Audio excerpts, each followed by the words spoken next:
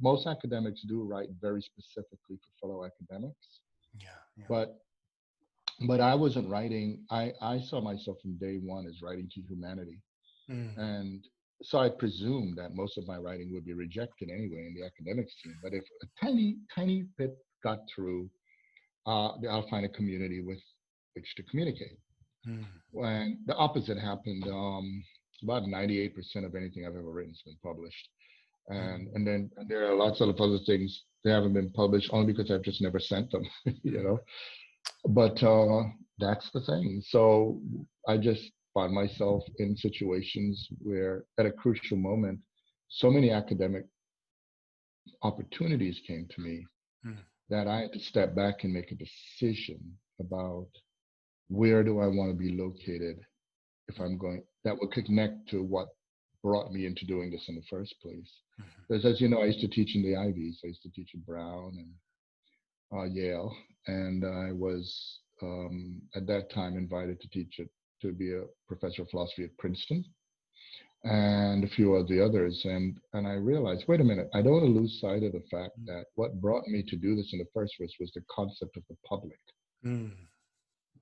And so the rest is history. That's why I've been in public universities. Or when I go to the UK, why I'm at institutions like Birkbeck and those there. Or when I'm in India, the stuff I do with form of contemporary theory, and all over South Africa and Senegal, similar. So anyway.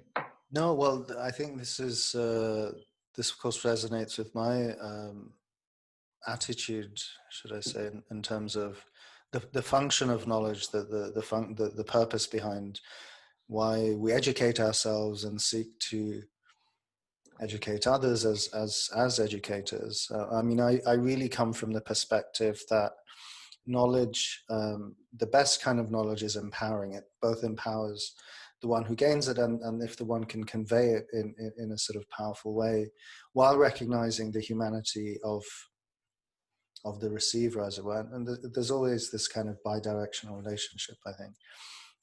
It is. It is. That's one of the reasons why I always argue that, you know, whenever I teach my courses, I always begin with a conversation what a professor is. And students usually, you know, think we're Moses coming down with the tablets, you know, and I explain that my position, which is that I see a professor as someone who fell in love with learning, and that all research is continued learning. And so a student is just a beginning learner.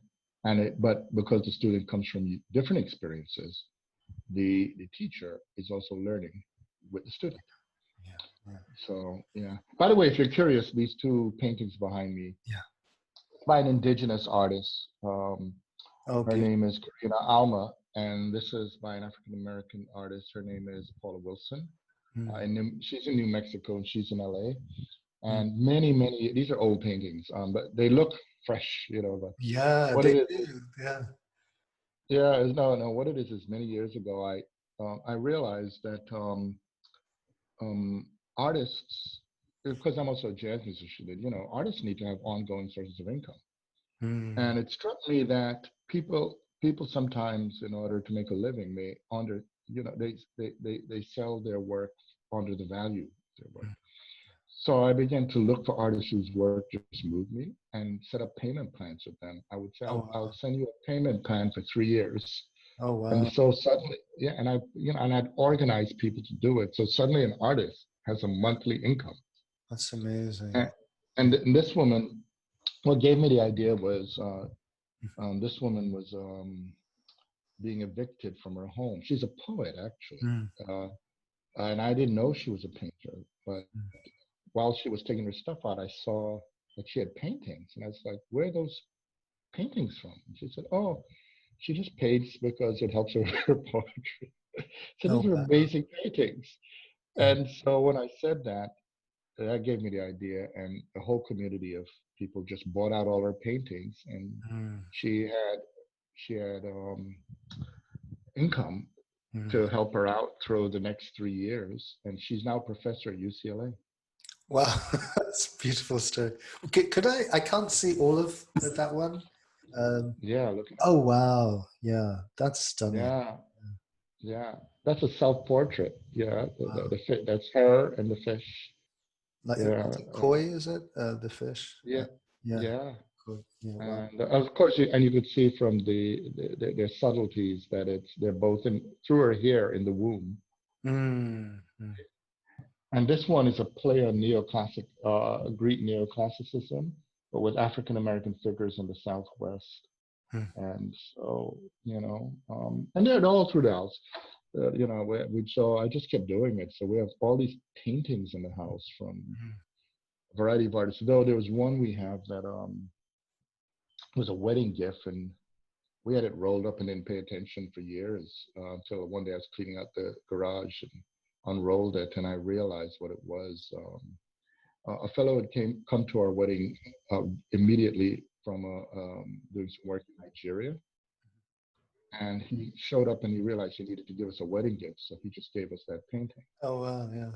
And when we unrolled it, it was a self-portrait Mm. of Fela Kuti.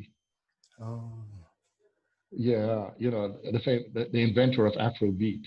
oh, He wow. also painted. Yeah. And so I know to have a Fela by Fela. That's amazing. I've heard you mention regarding the aesthetic dimension in life that people have a tendency to think, well, that's like the last thing we have in life once we've taken care of everything else. But you sort of make the very important point that it isn't a secondary or tertiary thing. It's absolutely essential to being human. Yes, yes, throughout. Yeah, yeah. I mean, yeah. In fact, it's always struck me, even if we go into the primordial times, Mm, human beings created art, mm, and not just. And when I say art, I mean it broadly, not simply the way people talk about plastic arts or form thing. Human beings transform our environment into the mm, symbolic. mm, And it struck me that if we take, and what that is about is meaning. You take meaning out of the lives of people, mm. and we'll wither. You can give us food, shelter, clothing. There are people who walk off a cliff if they cannot at Yeah. all, even just say have an orchid next to them. Yeah. Oh my God. Yeah. Yeah. Yeah. Yeah, yeah. So it occurred to me, no, it's a big mistake, but that mentality is connected to a kind of exclusionary logic, Mm, which is there has to be one or the other, but not both. right. When I argue that humanity lives in a multi-dimensional world of Mm, converging values, mm, mm. which is one of the insights in Sufism. So Right. yeah, Now, so with regards to this mentality, this exclusionary mentality, like I've had some opportunity to think about it. It's something I'm still thinking through, this sort of modern, primarily Western tendency, which of course gets exported to the rest of the world, and now too many people think like this, which is exclusionary and sort of specialized, and also completely divorced, it seems to me, from the rest of, even to take the body itself. Uh, it's sort of divorced from just the body. And there's sort of moves now, of course, in Christian theology and in other contexts to recognize, interesting enough, oftentimes through women theologians, a type of more of a type of embodied theology. Um, and something that I'm very interested in personally in my own life and thinking as I'm thinking through a lot of things is this idea of holism, or a sort of a more holistic understanding of things. And I wonder to what extent, I'd like to pose this question to you, that the troubles we're facing, that we're the the Western sort of exclusionary mindset sets up as, the other, typically people of color, uh, especially Black people, but not only, is sort of, I wonder to what extent does this exclusionary mentality tie in necessarily with the issue of race, and ultimately, to take a sort of Sufi track. Sufis talk about the importance of cleansing the heart, polishing the heart. And I wonder to what extent is it actually a sickness of the heart, It's not just a question of ignorance, as is often put, and of course Ibram X. Kendi, amongst others, argues this very forcefully, that it's not just a case that people are ignorant, therefore they're racist. Yeah, I've argued against the ignorance argument. Yeah, yeah. You know, it's based on a very naive way of looking at how people are. But one of the big problems is methodologically. There's a way that people, well, not people, theorists, right, or researchers tend to want to find some singular element through which to understand a human phenomenon. You see, so like when I talked about art, for instance, the fact that I connected to multidimensionality. Many people want to figure out, even if one says multi-dimensions, they want to know which one is more essential than the other, right? And which are those multiple dimensions that you're referring to? Can you name all five of them, right? Yeah, right, that kind of a thing. But the thing is, well, there are several things. One of them is the problem of ontology, which is that this obsession with being that has been that's dominated the Western tradition. Now, of course, there are different currents. I don't like to talk about what's called the Western. I don't even like the term Western tradition. You know, these are all relative terms. Yeah. But I don't. They're really multivariate. But the one that dominates is the one that's based on ontology and substance. And the idea is that if there's a substance, it is a real reality.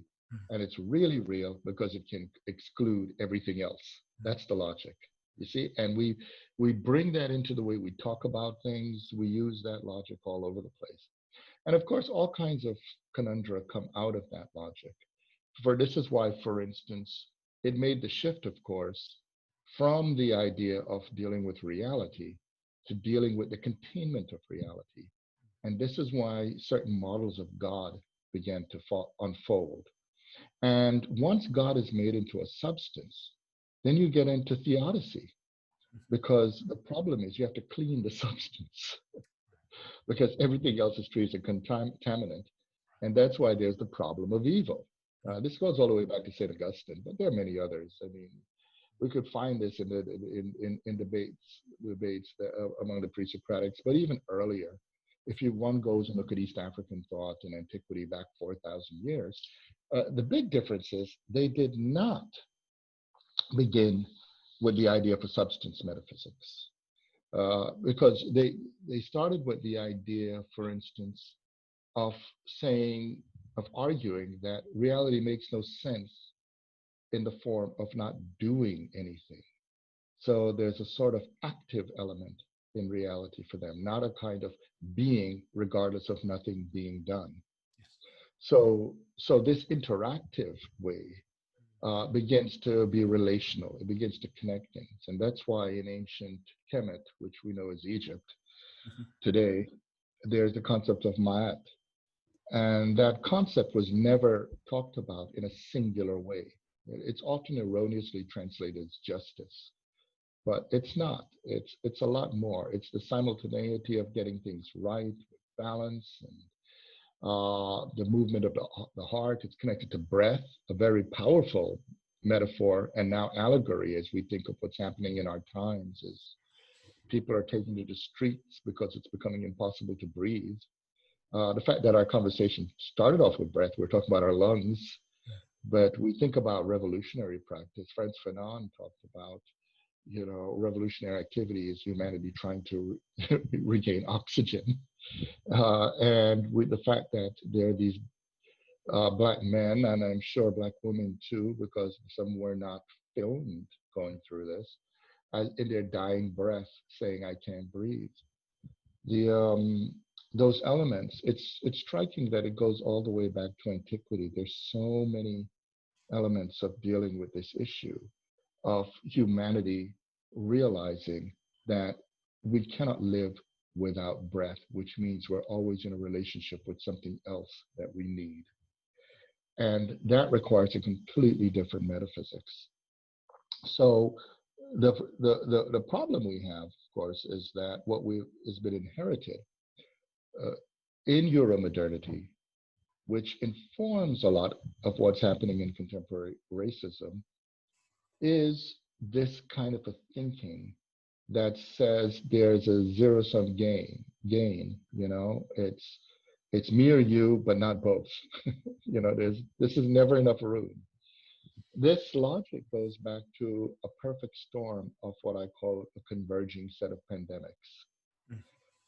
The one pandemic is already exemplified in what happened in 1492 in Grenada, which is when Ferdinand and Isabel drove out the Moors.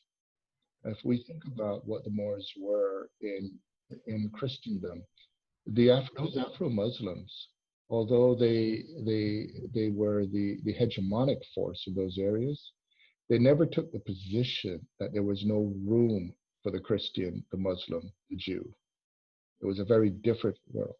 When Isabel and Ferdinand knocked out the Moors, the argument, the term they used for it was the reconquest. And which is absurd, of course, because how could it be a reconquest when Islam came after Christianity, which meant Christianity couldn't have conquered it before. So you could see how they could clean up the logic, because they had to deal with a metaphysics that said that it was unnatural to not be a Christian. So it meant then the idea that Afro-Muslim hegemony had to have been a blight or error on history. So of course this reconquest, so to speak, had the logic of conquest in it, and it took to the seas. And so it brought with it a philosophical anthropology of, like the Highlander series, there could only be one. And so this brought to the indigenous peoples of Abayala, which we know today as the Americas, this logic. But with this logic, it also brought institutional structures that are similar to what we're dealing with now. These institutional structures preyed on the vulnerability of the people and made what would be containable diseases go wild. And as we know, in addition to the brutality, the genocidal activity of the conquistadors was also the aid of viruses and bacteria, other forces that unleashed pandemics on indigenous peoples of the Americas. Then we connect this to the kidnapping and enslavement of people on the African continent, and again brought over in the middle of passage, disease-ridden ships, low in oxygen, many died. But we're already seeing in these stories the very allegory of what we're dealing with today. And what was brought along with this is the idea that there were groups of people who did not have the right to life to exist because they were supposedly external to God. So that's that substance metaphysics. But it also brought something else. You see, if we think relationally, it's not just the idea that other people didn't have the right to exist, but in their elimination was an affirmation of the right of the so-called legitimate people to exist. So it brought into the mentality of the Christians who were defending Christendom the logic of survivorship, that the ongoing affirmation of the right to survival of Christians required the ongoing death of indigenous peoples and non-Christian peoples, you see? And this, of course, once you put into people's logic that it's not only that they have being, the ontological claim, but reality is right when being is invested in them, it creates narcissism. So we have accompanying this a malignant narcissism, which basically says the world is right when these people get what they want, even at the expense of all others. So then we come to the next element, which is capitalism. Because you see, humanity has always had markets. right? If we go back 150,000 years, Homo sapiens were trading. We were even trading with other species of hominins, Neanderthals, Denisovans, and maybe even some members of the Homo erectus, species, and God knows how many others. But and in markets, that's how news traveled, that's how culture grew. So markets were plural. Markets had strong presence of women. To this day, in most of the world, actually, most markets are run by women.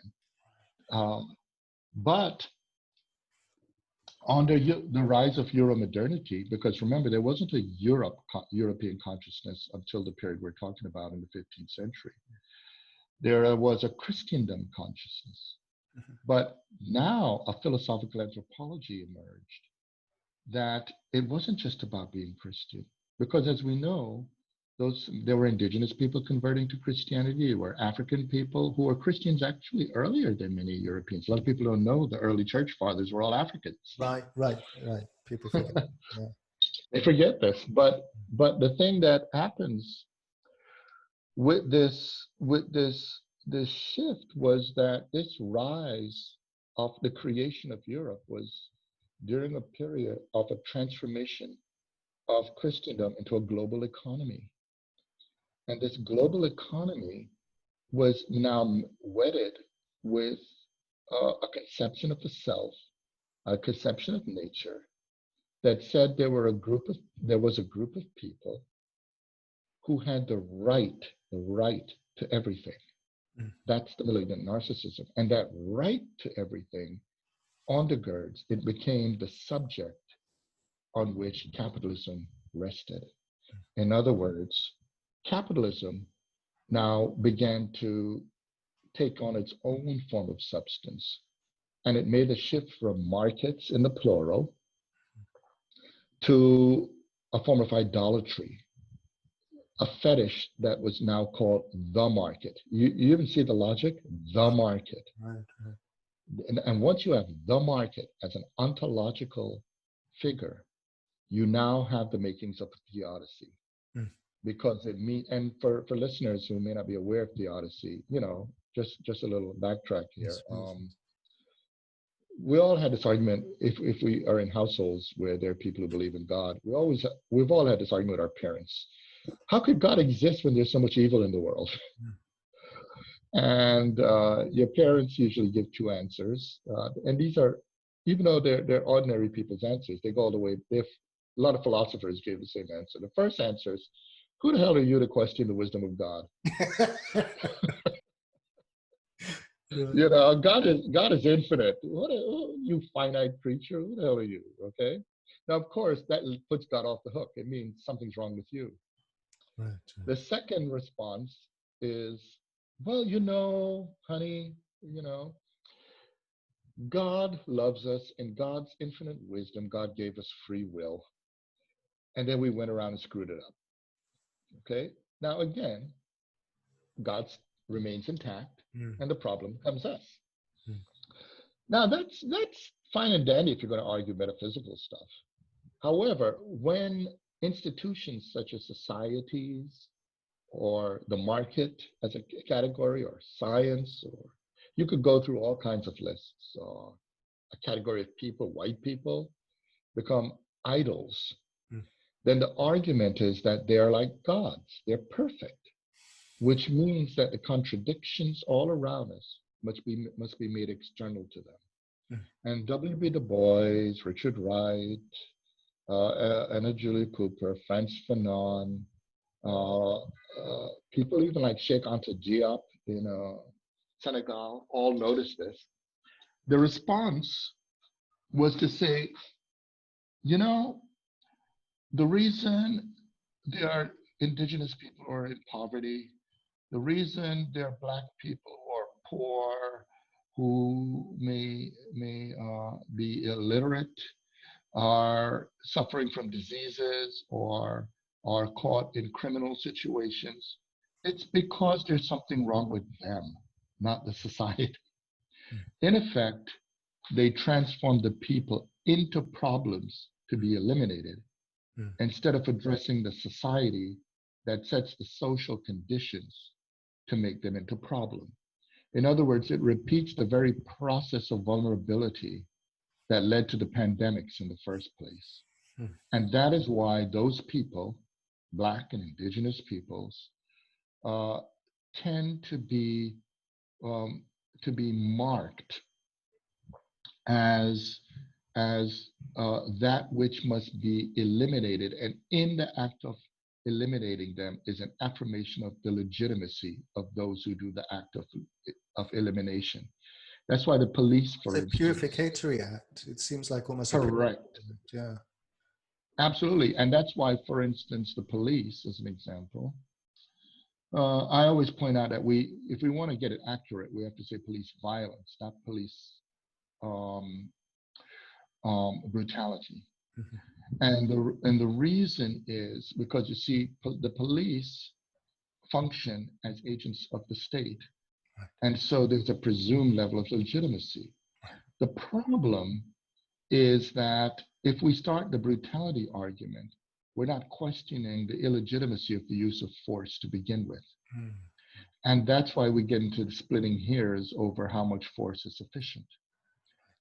If, however, we argue that the force was illegitimate in the first place, then we're no longer in the realm of force, we're in the realm of violence. Violence, by definition, is premised upon illegitimacy. And as a consequence, when it's about violence, now we can deal with the real issue. For instance, that a police officer should not have been pulling somebody over randomly for driving while Black. That even if the person, as in George Floyd's case, it was erroneous that he wrote a fraudulent check. But let's say he did. It's erroneous to use force on somebody who was willingly going into a police car handcuffed. You see? So a lot of these arguments don't work. So once we say it's police violence, now we begin to understand something very different, which is that if it's violence, it's violating also the law. And if we come into an example of, if we want to look at it very concretely, when in a society where legitimacy comes from the people, then the people have a right to commit citizen's arrest, which meant the people who were viewing what that officer was doing to George Floyd should have been able to arrest him, and George Floyd would be alive. The problem, however, is that the history of the United States has a theodicy that says only white people can commit citizen's arrests. And that's because what racism did was to make every white person, as Du Bois pointed out, a deputy of the state. And once Black people can't be deputies of the state, any act to stop even a police officer who's committing a crime would just be rewritten into assaulting a police officer. And this now puts into the consciousness of the witnesses a sense of a reality of social impotence, and also a sense of survivorship, because it means had they acted, they too could have been shot or strangled. And as we know, it's always dangerous when survivor mentality comes into people. Because if you think of 9/11, that's an example. Because many people across the world witnessed what was happening to the Twin Towers, a place that most people could, at that time in the morning, imagine themselves sightseeing. It brought into the consciousness that could have been me.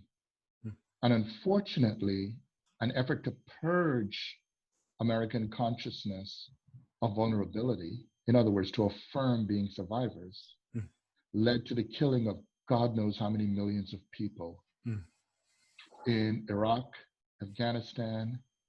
You see what I'm saying? In order to affirm the idea of an American right of survivorship. So all of this is a perfect storm in how we should, I would argue, talk about racism, and I would connect. You notice here I did not ignore religion. I did not ignore metaphysics, politics, economics, etc.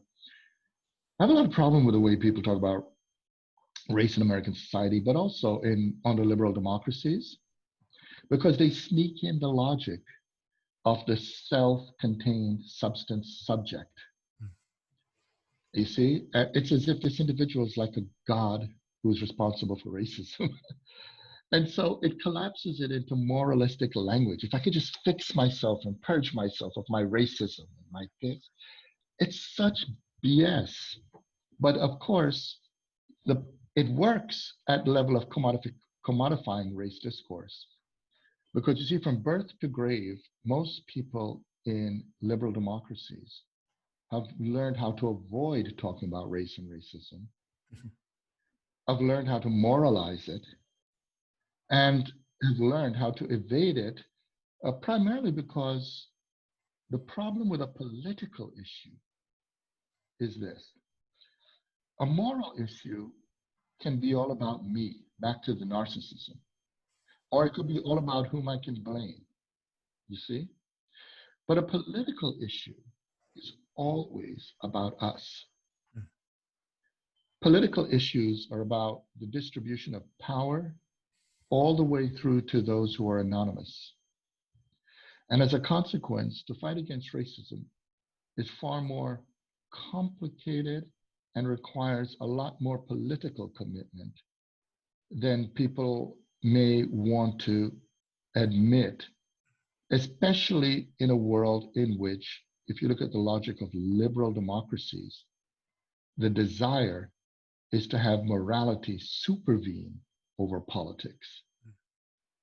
And as a consequence, then, a lot of people who want to talk about racism in purely moralistic terms and purging terms are actually more in sync with liberal democratic models of maintaining racism. And so they don't realize how naively do it. I call it New York Times racism. The New York Times love to have articles of Black people who moralize in a way that could get white people to feel as bad as possible about their racism. And then they could go and individually say what can they do.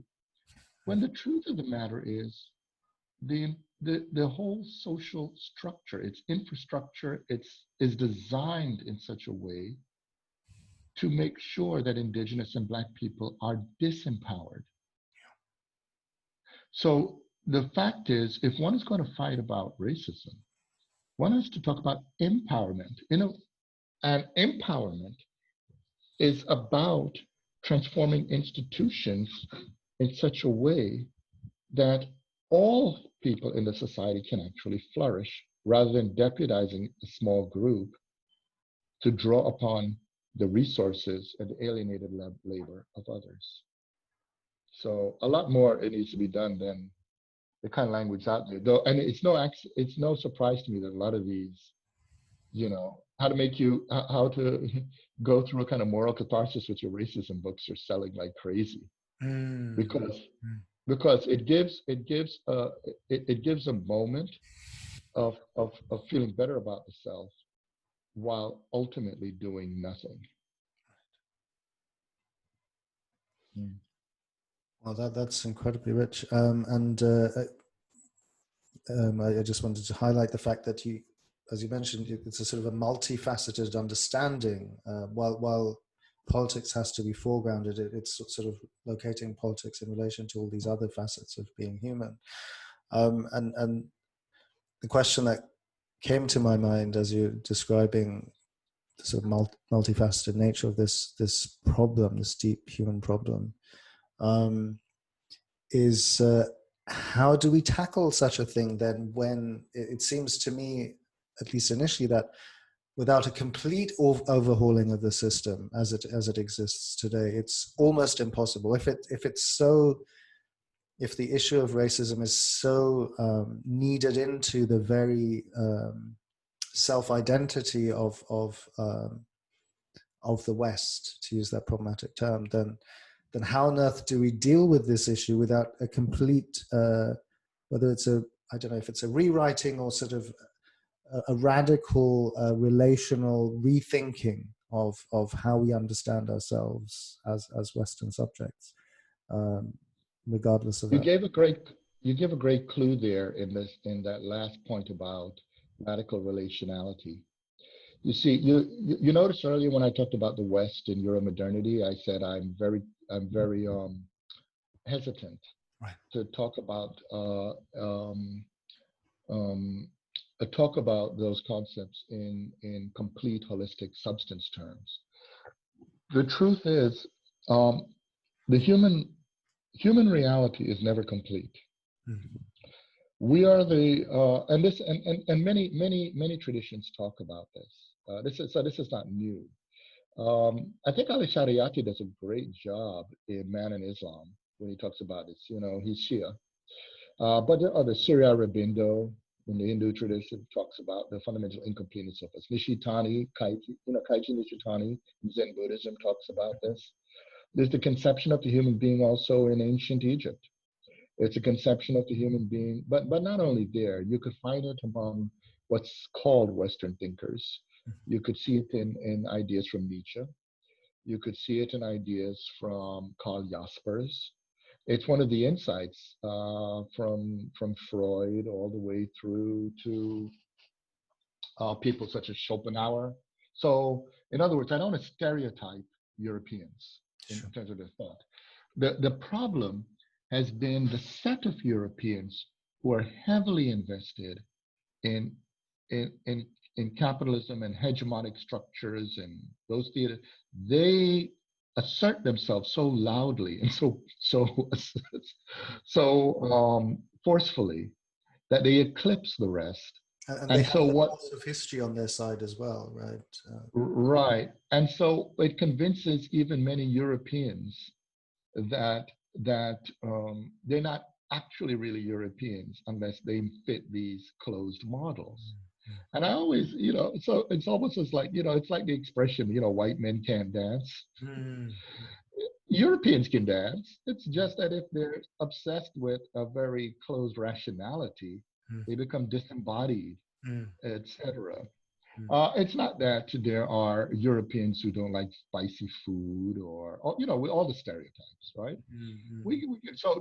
And the reason I bring these up is because I'll start with two examples from Europe and then move out. Because I travel often. I mean, not now for obvious reasons, but for a long time, a lot of my speaking is global, and also my family is very global. My background is, I'm one of those black people who actually know my family history without having to go to ancestry.com and genetics testing and all that. And the reason is because my great grandparents were alive when I was born, and I Mm. knew my great grandfather very well, and he died at the age of 110. Oh, wow. And my That's and amazing. my family didn't keep secrets about who we were because we weren't ashamed Mm. of who we were. You see, so I know where in Africa my ancestry is from: Mm. Ethiopia, Egypt, Mm. and also Liberia. I know where in West Asia we're from. We're from Palestinians, Mm. and I know where in Europe we're from Irish Jews, Sephardic Jews, and Scots. I know where in India. I'm from Tamils, Pondicherry, India. I know where in China because my paternal grandmother was Chinese, and her mother was from Guangdong, China. I knew all of this. So with a lot of this knowledge in mind, I would travel, and it's funny to me because everywhere I go, I have a cousin somewhere. So I get to observe people, not only seeing them in the streets, but also in the home, because many are my relatives. So, as the expression goes, I know how they do everything from smell to defecate to dance to joy to cook, and to go through periods of mourning and periods of joy. And I bring all this up because it's interesting. I remember in 2013 spending some time in uh, in Greece. And if you go to Greece or you go to Italy or Portugal and you look at Mediterranean people, man, when they're walking in the streets, especially if they're lovers, they're practically you want to say get a room, you know what I mean? They're holding each other. They could be 90 years old, and you see that couple on a bench with tongue meeting tongue, you know what I mean? they, and it's very social, very embraced. Then you go to Northern Europe, and I have relatives in Derbyshire and, around Manchester, or if you go to, parts of places like Sweden or, Denmark, Lutherans, you know what I mean? Or if you see the Protestant elements in, in England. What's funny is, you see, particularly white English on holiday in love, and they're walking next to each other like they're two separate atoms. They're not even talking, they're not kissing, they're not embracing. They're in their separate worlds on holiday, walking through the hills of Derbyshire. And I remember watching this and I thought, this is so bizarre, but it concretely embodies the different worlds. Because but what has happened, of course, is the second example has dominated the philosophical anthropology that's given us the racism. You see? Right. And so the thing that we have to bear in mind is how did that come about? Would you say how did that? Oh, it came about through the history of them fighting among each other to see who would actually dominate the global economy. Oh, and so right. Because remember, initially it was the Spaniards and the Portuguese, and right. then it went through to the Norwegians, the Dutch, and the Danes, and a lot of people don't know that the Brits actually basically stole a lot of their colonies and then imposed their value systems onto them, and it kept going, and that's what we've in.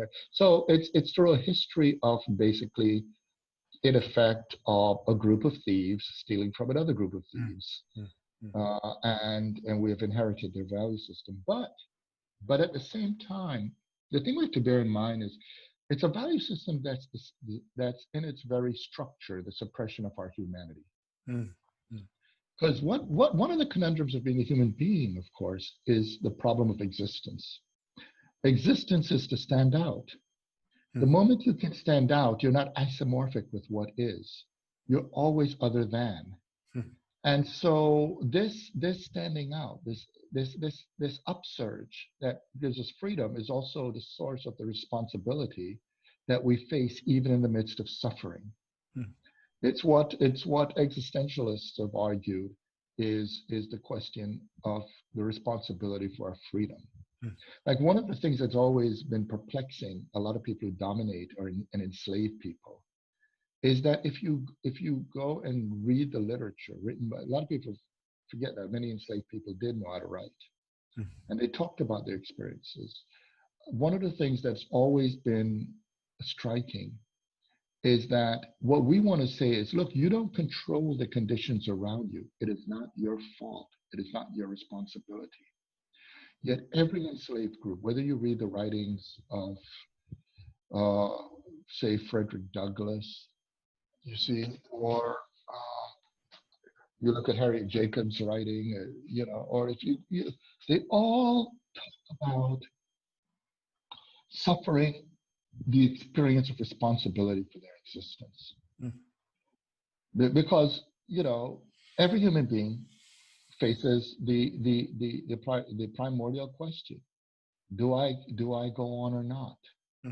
In other words, the problem of suicide. And once human beings understand the problem of suicide, we realize that however our suffering, our continuing, our facing that suffering is in our hands. And this is the relational element. Because you see, it means that if we stop looking at the hegemonic groups among whites or Europeans the way they imagine themselves, which is complete and all powerful, we already know the truth. Anybody who has to beat his or her chest all the time and say, look how powerful I am, is weak. We know that Donald Trump is the weakest president in the history of the United States because he's obsessed with show of force and strength. And that's because he lacks legitimacy. Strength, legitimacy I'm sorry, legitimacy is always a relational element. Mm. It's what others are able to see in you that makes it valuable to work with you. And so if we go back to Europeans, the point is Europeans were never complete. Never. Within the entire tradition, there were always people arguing against slavery, arguing against capitalism, arguing against genocide, etc. And and fighting against it too. There are people who gave their lives for it. And once we understand that, then we have to look at this history more like what a knitted fabric would be like. Because as everybody knows with knitted fabrics, with different pieces stitched together, there are many loose strings that if you pull at them, they unravel. Mm. But at the same time, if you simply unravel things, you're left with nothing. So it means that as you unravel, you can make something else. Mm. See?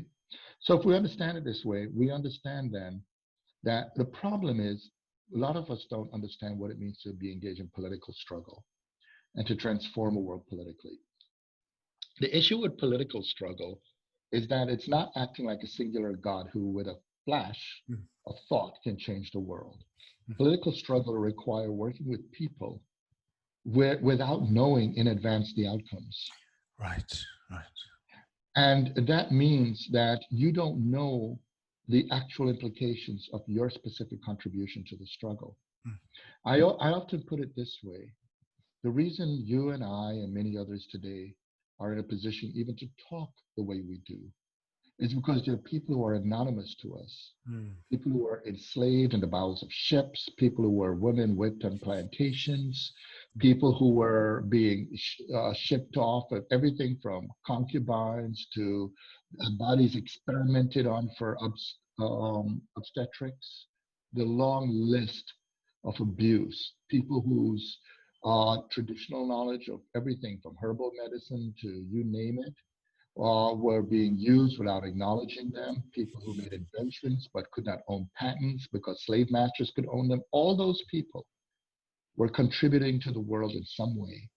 And because those people, although they died not knowing what the future would hold, um, they nevertheless were vital to the contributions, not simply of the world we live in, but also to the resistance and its transformation. I usually tell the story through Harriet Bailey, Frederick Douglass's mother, because she died when he was 7 years old. She died not knowing what her actions did, but what she brought into his world was love, which made him understand himself as something other than use value, as something other than a commodity. But what people don't understand is Frederick Douglass had to value her. He had to value the love she offered him. And in that value, it connected him to the damned of the earth, the people who are eschewed, the people who are overlooked. And so in political struggle, the thing we have to understand is though, although we often look at heroic figures, the big leaders, what we don't realize is that a lot of those people who are nameless, those anonymous people, are the people who actually are the ones who are changing the world. Mm. And so when we're involved with humility in political struggle, Mm. we're doing our part. We don't know exactly how anything from what we're doing right now, for instance, we don't know all the people who would listen to this conversation. We don't know how to affect them, what they would do. But ultimately, that is part of the ongoing political struggle of transformation. Mm. And I often say it to people this way. When we think about, for instance, praxis, many people want to know the one action that changes the world. Right. They don't understand that we live in a world of actions in the plural. Mm. And I always put it this way when I do political work. When I often ask people, would you like to work with people who consistently fail? And a lot of people say no.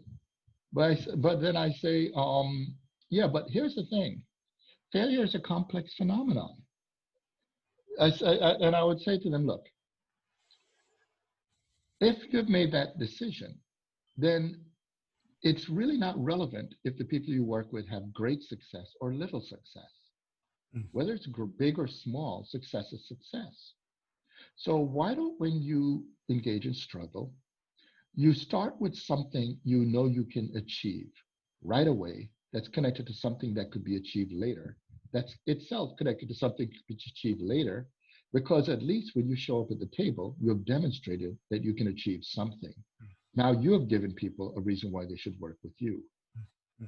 And so, in many ways, for instance, the people who are in the streets right now, that's part of something. But in it, other things will emerge. And as we're building institutions, it's a similar thing. If we are open to the creativity of what people can bring through their specific forms of success, we can work together for something greater than ourselves.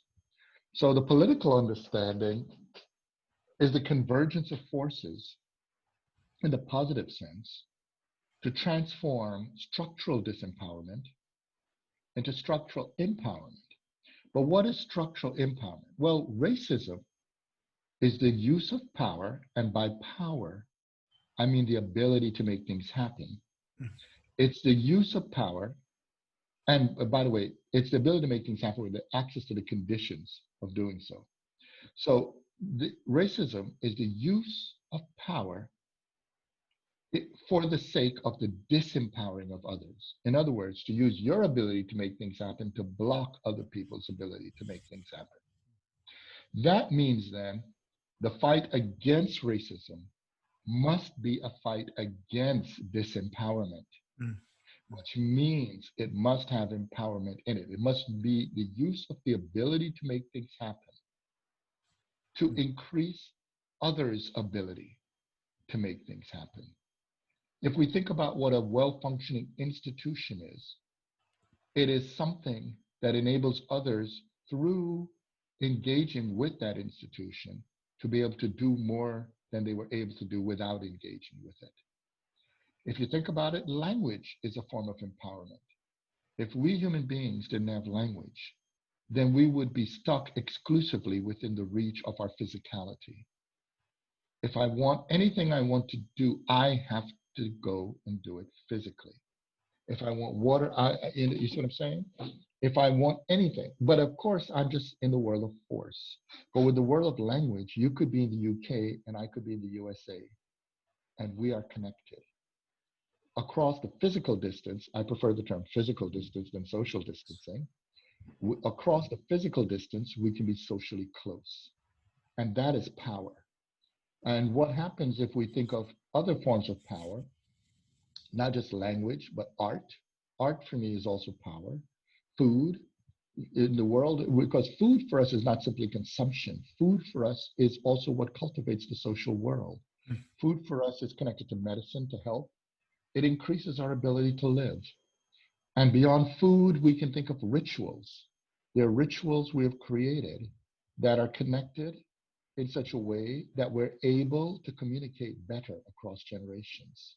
And then we could think about when government is functioning in the positive sense, it means a person who has jurisdiction, in whom we have invested our power, can have an impact through working with us across a particular terrain, say the City of London.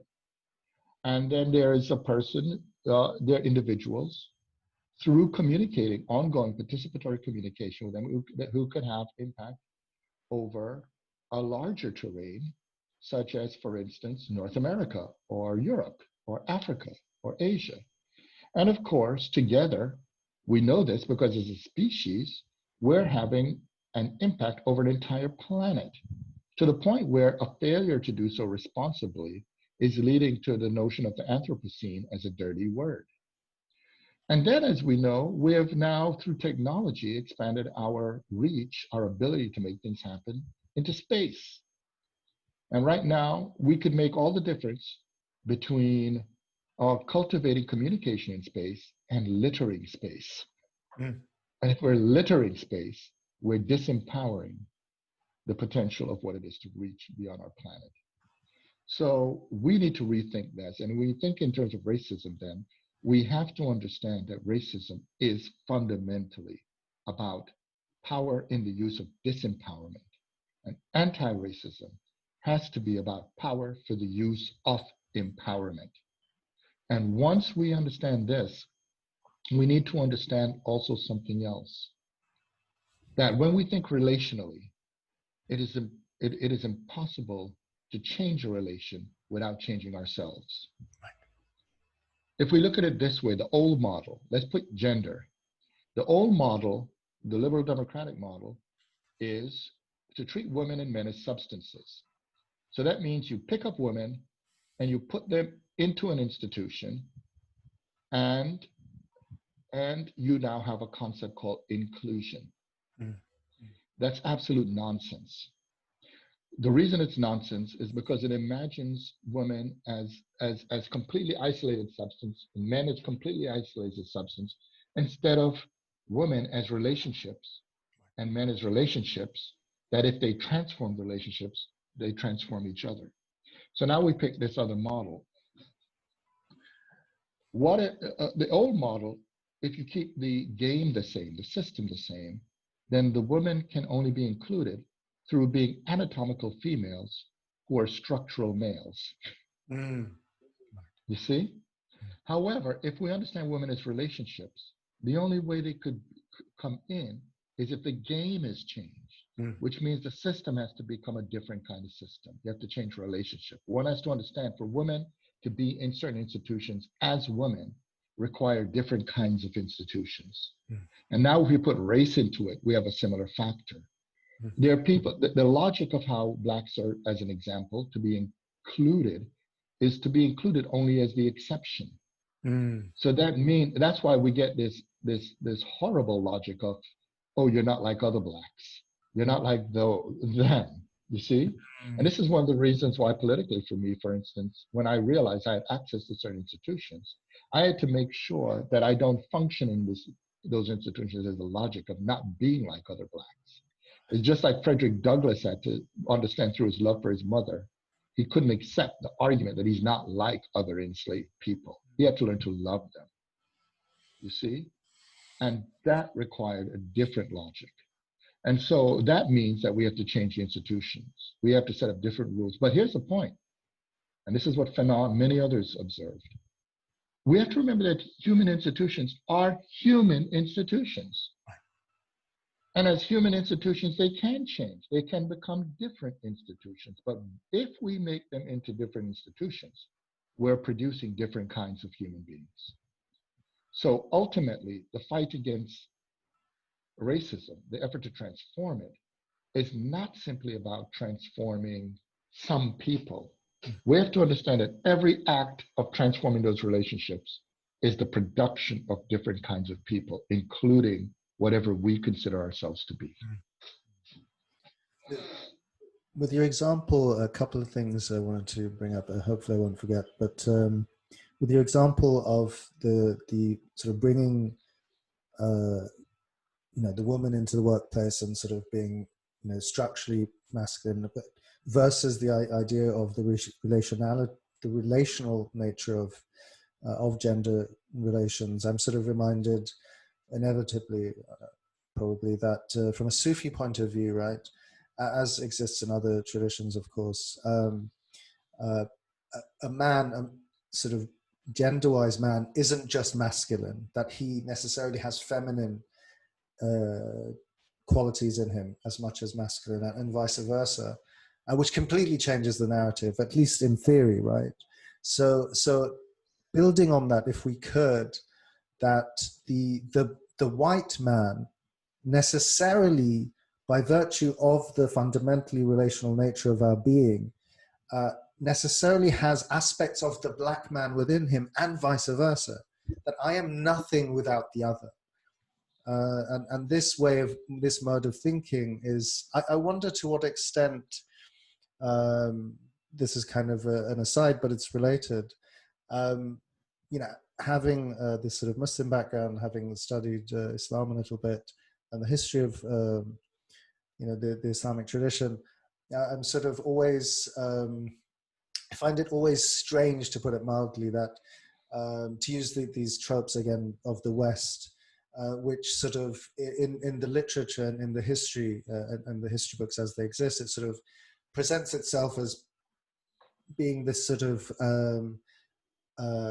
dominant force through all of history, tracing its way all the way back to the ancient Greeks, without acknowledging not only the role that the Arabs played as far as conveying a lot of this knowledge, but actually the very self-identity of the West was significantly dependent on Muslim thinkers and so forth. So I wonder to what extent there's an unconscious dimension whereby in denying that that reality, that we have to, this sort of mode of being necessitates not only the denial, but the actual erasure and murder and everything that happens, because it cannot acknowledge the fact that it is actually isn't this superior white pure pristine thing in quotation marks. It is always dependent on the other. There's a weird sort of thing that happens. By way of illustration, if I may mention one example, one experience that I had in my own sort of life, which is very interesting, to put it mildly. This paper I wrote way back when I was going through my PhD program for a particular professor, whose name I won't mention, but a very big name professor at Columbia, internationally recognized, etc. He loved it. And he said, what are you going to do with it? And I said, I don't know. It's not really sort of what I'm particularly interested in. Anyway, to cut a long story short, that I find out later on that the core ideas of that paper, he's very brilliant, so he made it his own thing. But that becomes a chapter in one of his really well-received books. Not only that, he was supposed to be on my dissertation committee, etc., but he treated me so vilely, and he said, I never really agreed to be, and there's no, and I realized it was kind of a traumatic experience. I realized later on in conversation with another friend who put it this way. She said, Hasan, this person knew exactly what he was doing, and that's why precisely he treated you like shit, because it's like this, so I wonder to what extent that there is this mode in the sort of collective academic unconscious, if that's the right way of thinking about how a lot of these things get created in Western context, again, that problematic term, that it has to constantly expunge this fundamental reality of its dependence, not only dependence, but the fact it actually stole time and time again and continues to steal from people of color. And its very existence, it would be nothing, one might argue, without this stealing, right? So it's a very weird... That's absolutely correct. No, I mean, you hit the nail. In a way, you recapitulated very well what we've been talking about. Because you see, it's not only that a white man would see a black man is trying to purge himself of the black man in him, but also the black woman. It's also his queerness. It's also in other words, what he wants in his purity is the elimination of his fluidity. And when we understand that, when we begin to see this, we could see many other elements at work. Because the circumstance you just described of that professor, and unfortunately, I've seen it happen in quite a few. It happens all the time, yeah. Institutions. It's narcissistic rage. Because you see, narcissistic rage is the desire to see oneself in the mirror as perfect, which requires eliminating from oneself one's imperfections. Back to the theodicy again. But narcissistic rage also, the thing about it is the imperfections are not like little spots that we were just born with. The imperfections are actually actions. So that means that there's responsibility for the actions, and that too has to be expunged. So in effect, the very history of what's called Western civilization is a form of purification. I often, when I teach about intellectual history or talk about, say, Africana or African diasporic history, or I would talk about Indigenous America, or I would talk about global world history, I usually point out that there's a concept in my writings I call disciplinary decadence, which is a form of decadence in which one imposes upon reality the notion of the perfection of one's discipline. And the discipline is then treated like a god, which means it's purified. And then its methodological resources are treated as perfect, which means if you simply apply the method, you'll have the truth. The problem with that is to do that, it takes the discipline out of the reality of its having been a human creation. And it also takes it out of its relationship with reality, because if it closes off reality, then the discipline itself it becomes reality, and it becomes ontologically closed. So what happens then is that this has happened in certain disciplines, including history. And what happens is this idea that this history is complete, and it now has to eliminate all its contradictions. And so it in its historiography, as Du Bois pointed out, it functions as a cleansing of history. But of course, that takes history out of relations and takes it out of truth.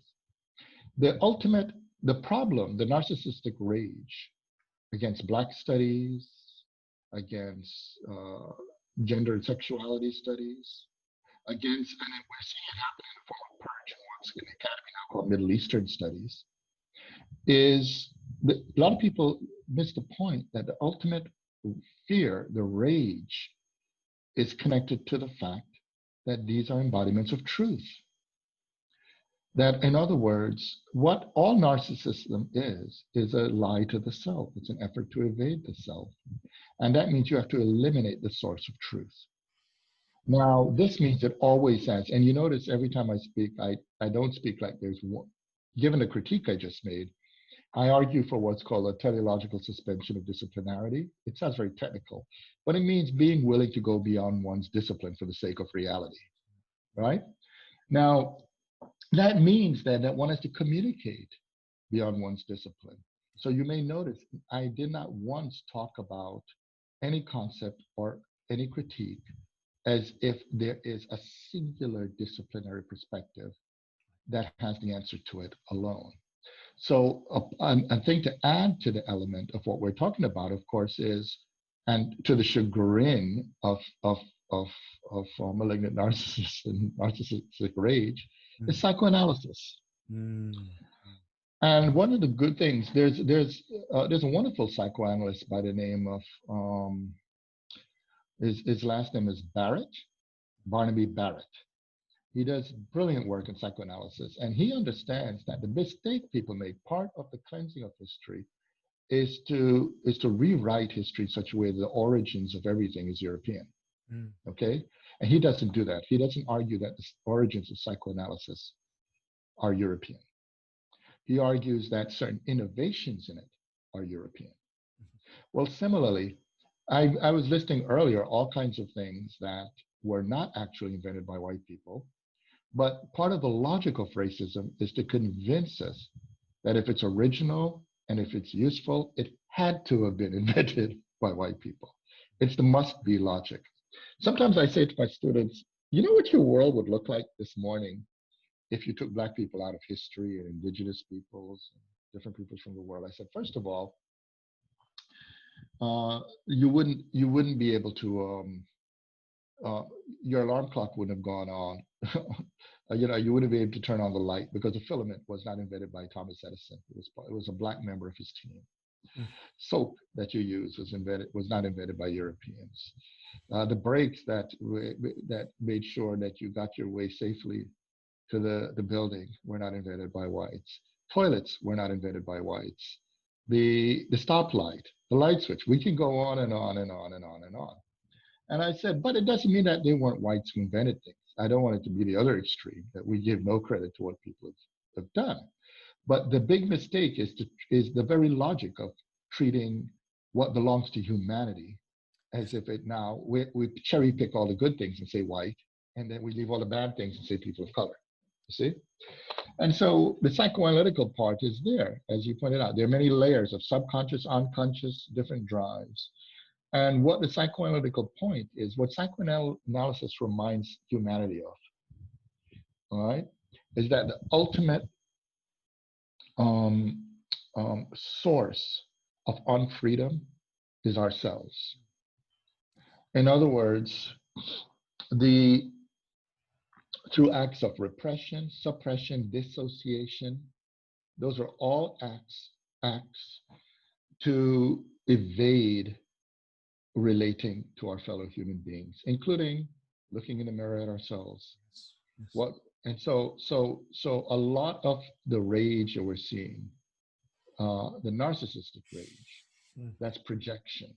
A lot of people are all upset about what they call black rage, but that's a more complex phenomenon in a different right way, right?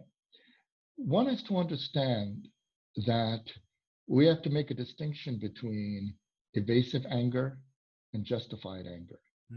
Okay, and it's absolutely normal to say that you're suffering and you're angry from being spat on, beaten, humiliated, to watch your brothers and sisters get lynched, to be ignored, however the contribution you can make to the world you live in. That it's normal to be angry at that. But of course, anger is a complex phenomenon as well.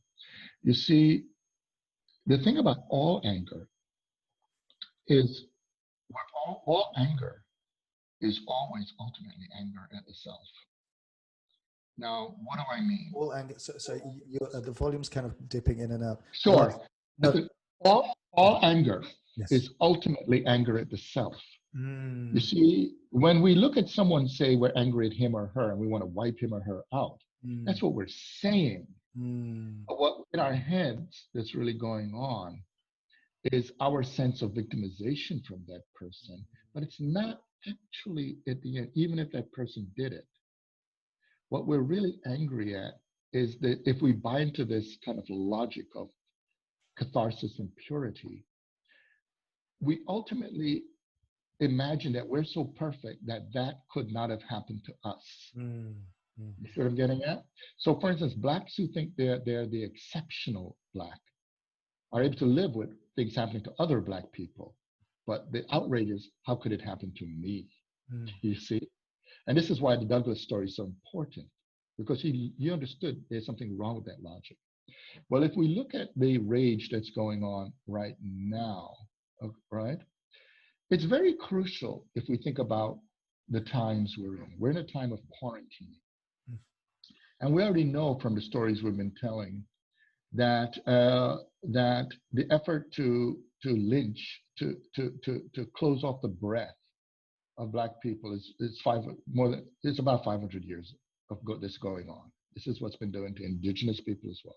Okay, but here's the thing: a whole logic of how not to see it happening has also accompanied the age. In other words, all that brutality, all that violence, all that misery, all those activities were for the most part quarantined. You see how the logic of pandemics, we're still there. We're talking about multiple converging pandemics of colonialism, racism, all forms of degradation of humankind. Now, this was continuing through this pandemic, because look at the logic of this pandemic. We're told, right, we have to be off the streets. And what you and I, because we both suffered from COVID-19, you and I went through this experience of isolation.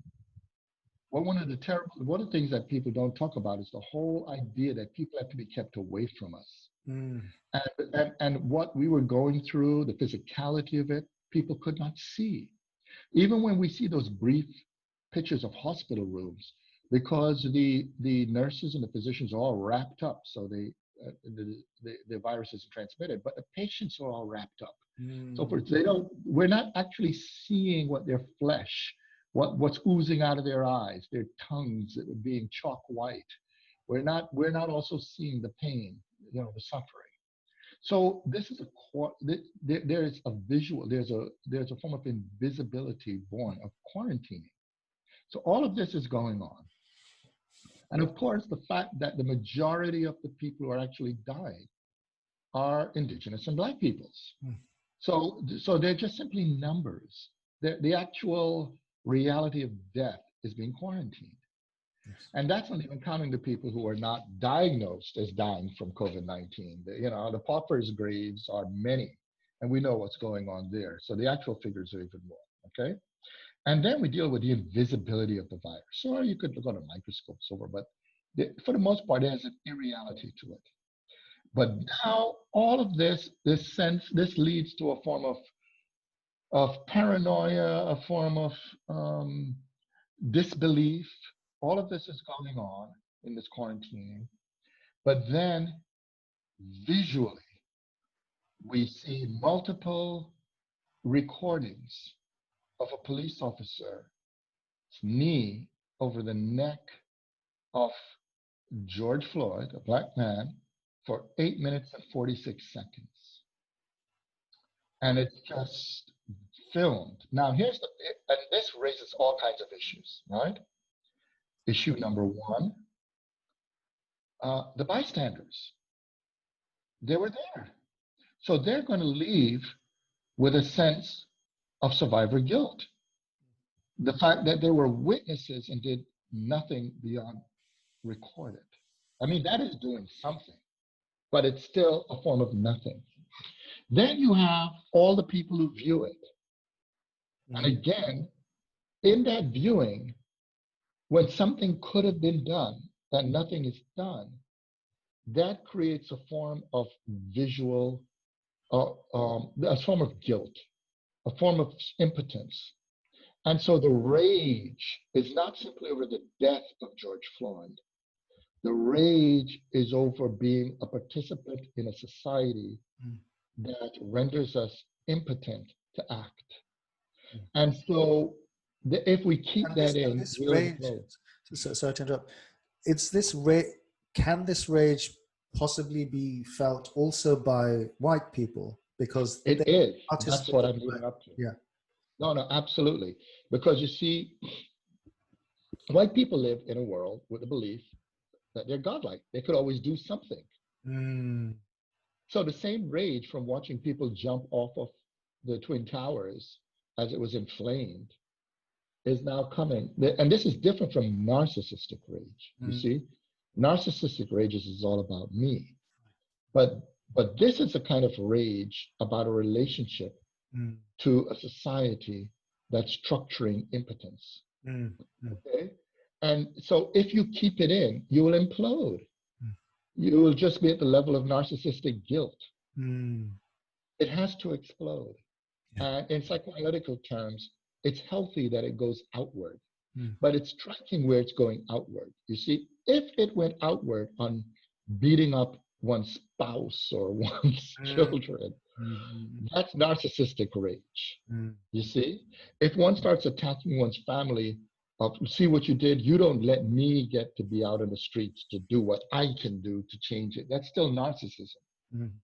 However, the people who do whatever they can, whether they post, whether they go out on the street, whatever they're doing, that is a rage, because there is, what they're saying is, I wish I could have done something.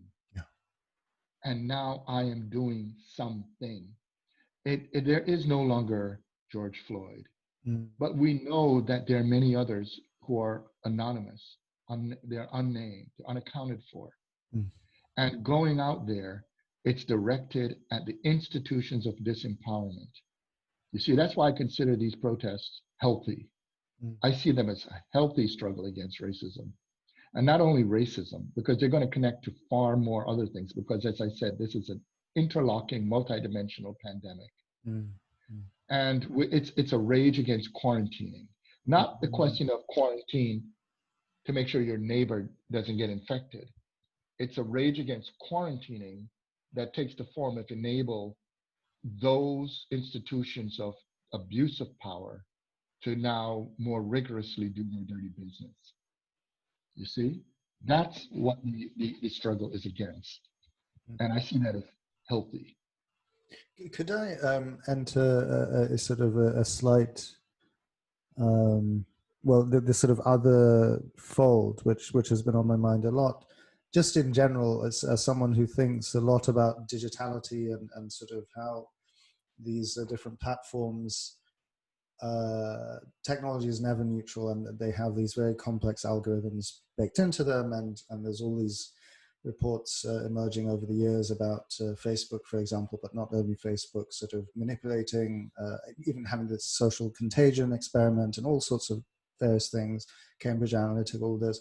So the skeptic, not the skeptic, maybe the paranoid conspiracy theorist, let's put it like that, genuinely worries that while on the one hand, for groups of people of various backgrounds and so forth to be protesting and justifiably expressing their rage, the paranoid conspiracy theorist in me worries in what ways are these very just and right modalities of expressing one's rage being manipulated, and how are they open for manipulation? And I mean, I'm thinking, for example, of these agents provocateurs and rows of stacks, pallets of bricks appearing in these sort of protest sites before the protests happen. Police officers not doing anything about them. These old police cars being placed, just where the protests are going to happen, so there can be. But I mean, it's weird stuff that happens, and history bears this out, that there are always forces who want to manipulate the people and sort of bring in their own sort of vested interests to play. So I was hoping you could speak a little to that. Yeah. Absolutely. No, your paranoia is well founded. It's not paranoia, as the old saying goes. Sometimes if you think people are out to get you, it's because some are. Yeah. Just because you're paranoid doesn't mean someone's not out to get you. Yeah. The fact of the matter is, I mean, just as a side note, if I may, apologize for interrupting him, but it's as someone who loves language and the Foucauldian in me is always thinking about how language is sort of consciously and unconsciously employed and comes to, like the very explosion of the phrase conspiracy theorist now. Everyone's a conspiracy theorist, right? I'm just fascinated at how this happens. I sort of intentionally use that phrase because, I see myself as a thinking, intelligent human being. So, I like to pose questions, but a lot of questions that one poses very quickly faced with the label, oh, you're just a conspiracy theorist, and that's the end of the discussion. Anyway, it's a preemptive strike, to the point where a lot of people don't even understand what a conspiracy is. Right. And I hate the fact that there's the form, but this is something developed on the right. I mean, because for instance, the word theory with it is incorrect as well. It's real, right? These are hypotheses, and so a theory is something stronger. The other thing is, all a conspiracy means is that they're just more than one actor. Yeah. That's what it means. And there are times there's more than one actor involved in getting certain things across. Now, here's the thing. The thing is, my point about the human world is that the human world is multiple things, and among them, it's also dialectical. If we think about that logic of trying to create neat separations of purities, the neat separation of purities basically could collapse one group into a universal positive. And if there's a universal positive, it means all the others are universal negatives. That's why you can have two contraries.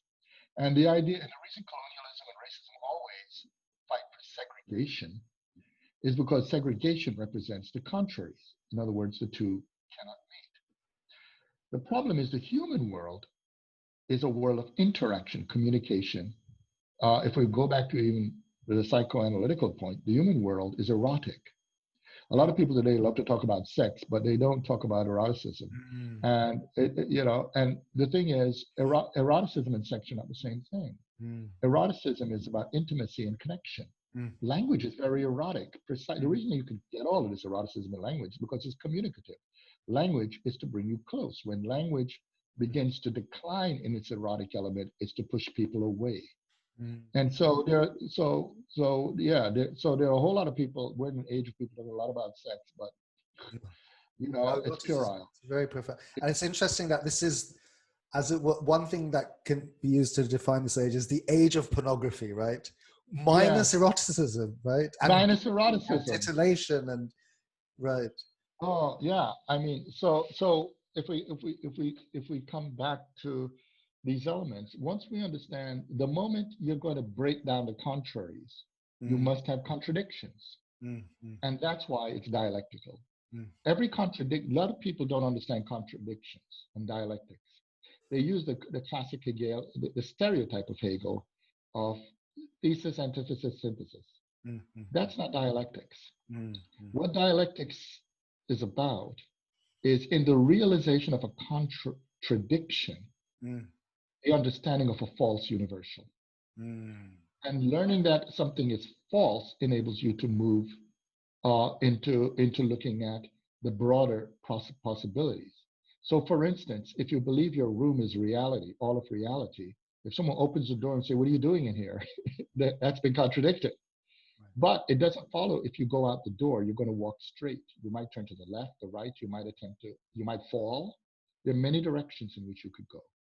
And so if we look at this dialectically, what is going on is very straightforward. The forces of disempowerment are not going to give up.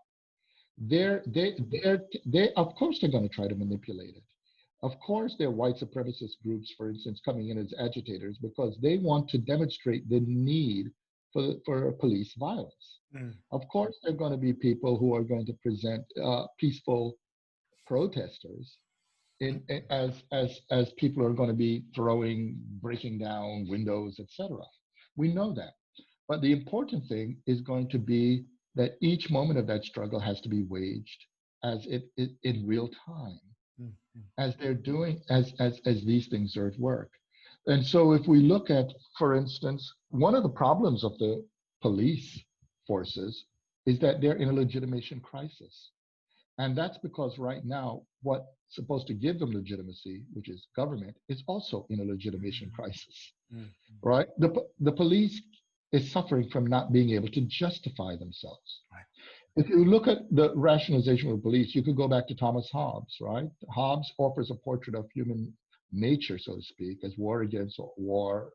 All, life, brutal, and short, okay? And so the idea under that model is every human being is out to get every other human being, so you need an intervener to block it. Now, that's just not human reality. If that were really true. This is the model that comes to dominate so much of our consciousness, right? This is, yeah. Correct. That's the Anglo model, right. Actually, But the fact of the matter is most people, for instance, if you're walking down a street and a neighbor left the door open, would either say, oh, either it's someone's home or they left the door open. And they're not going to run in and steal their stuff, or they might close the door. Right. It's a thief who would go in, but the proportion of people who are that individual versus it's so tiny.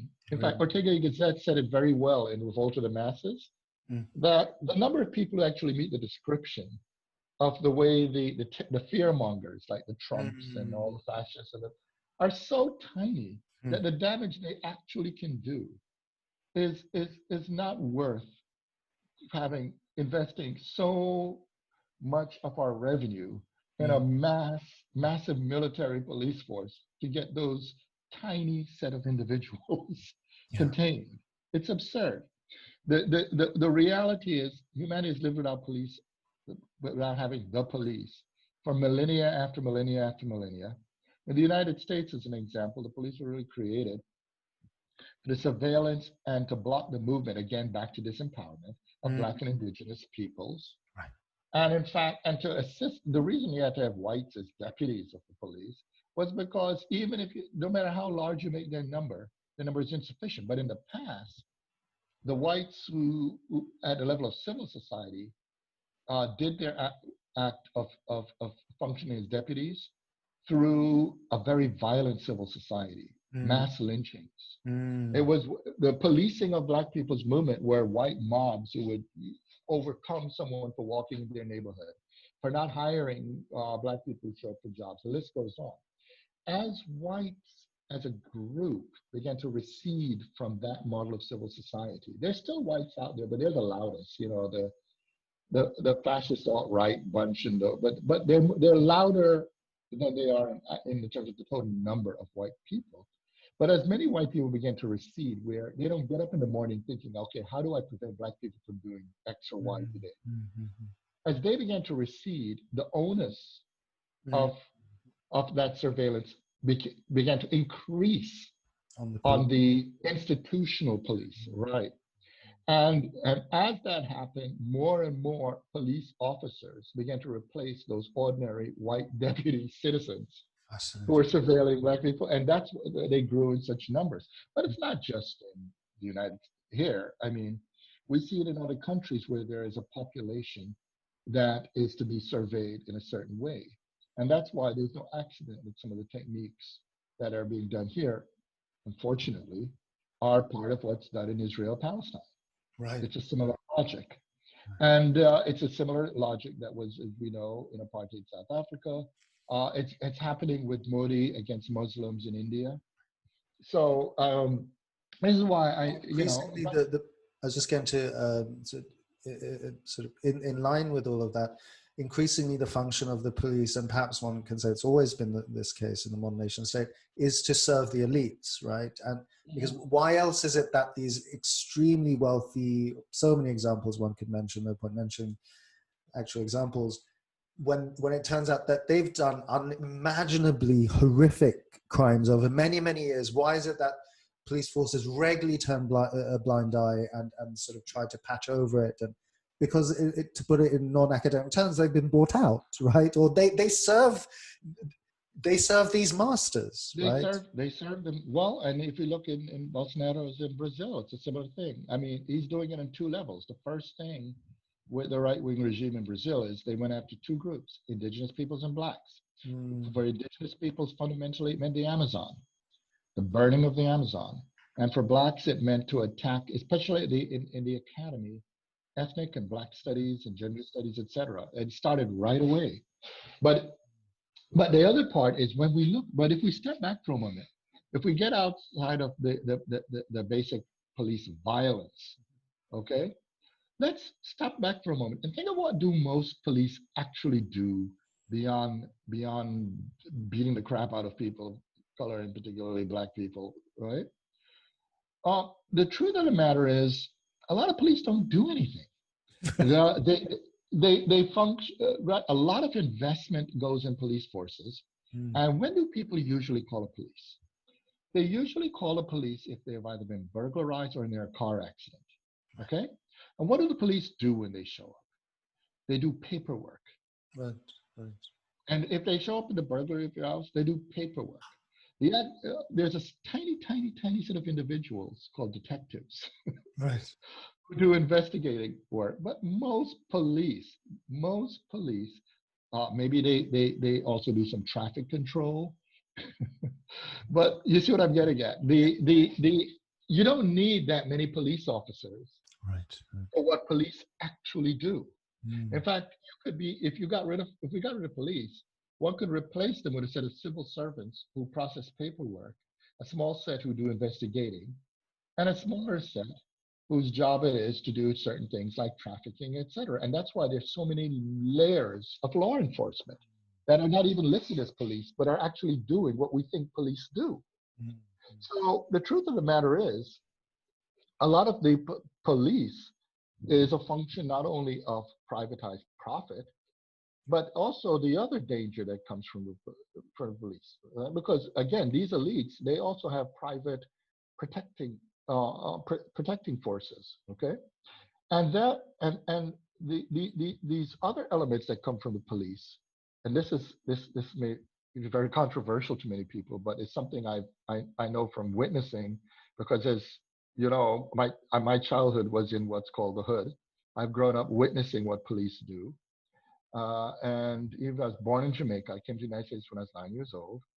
And the things I've seen, police, you know, what's funny is blaxploitation films are actually more accurate about the police than people realize. But what police do they actually are producers and managers of crime.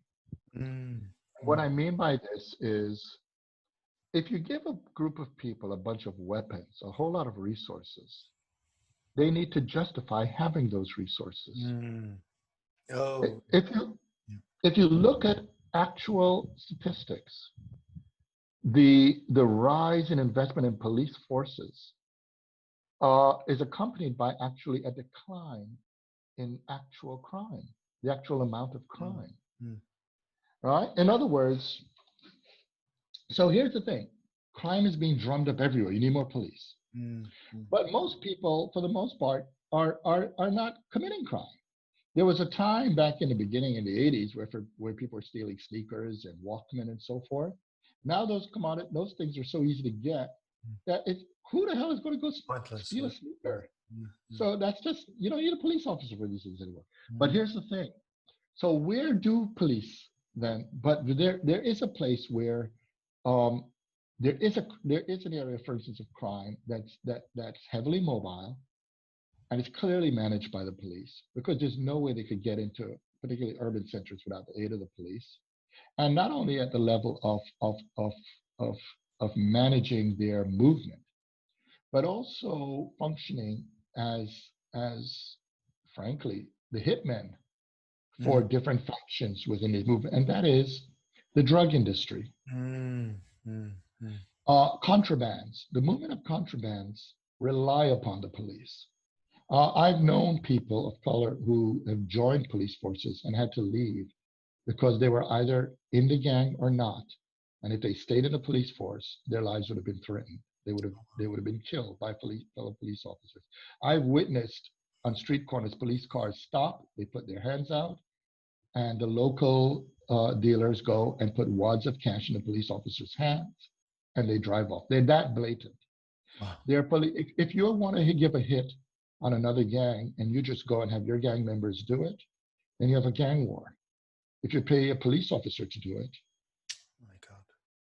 You see what I'm saying? How does it function in the mechanism? Why in the world do you have instances of 7 black men standing on a corner in Oakland or in Compton, and a police car just drive up and shoot 7 of them down?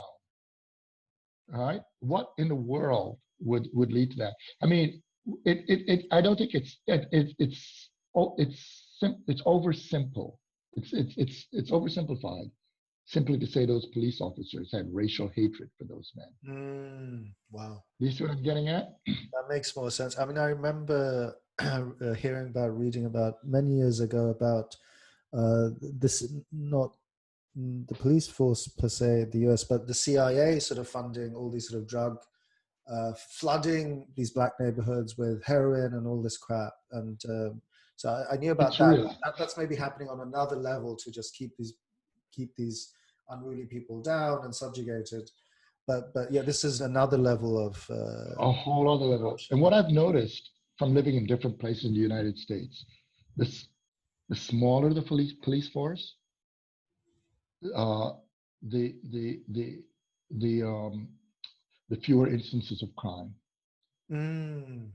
Oh wow! It's rather striking, and the reason is if a police force is very small, right?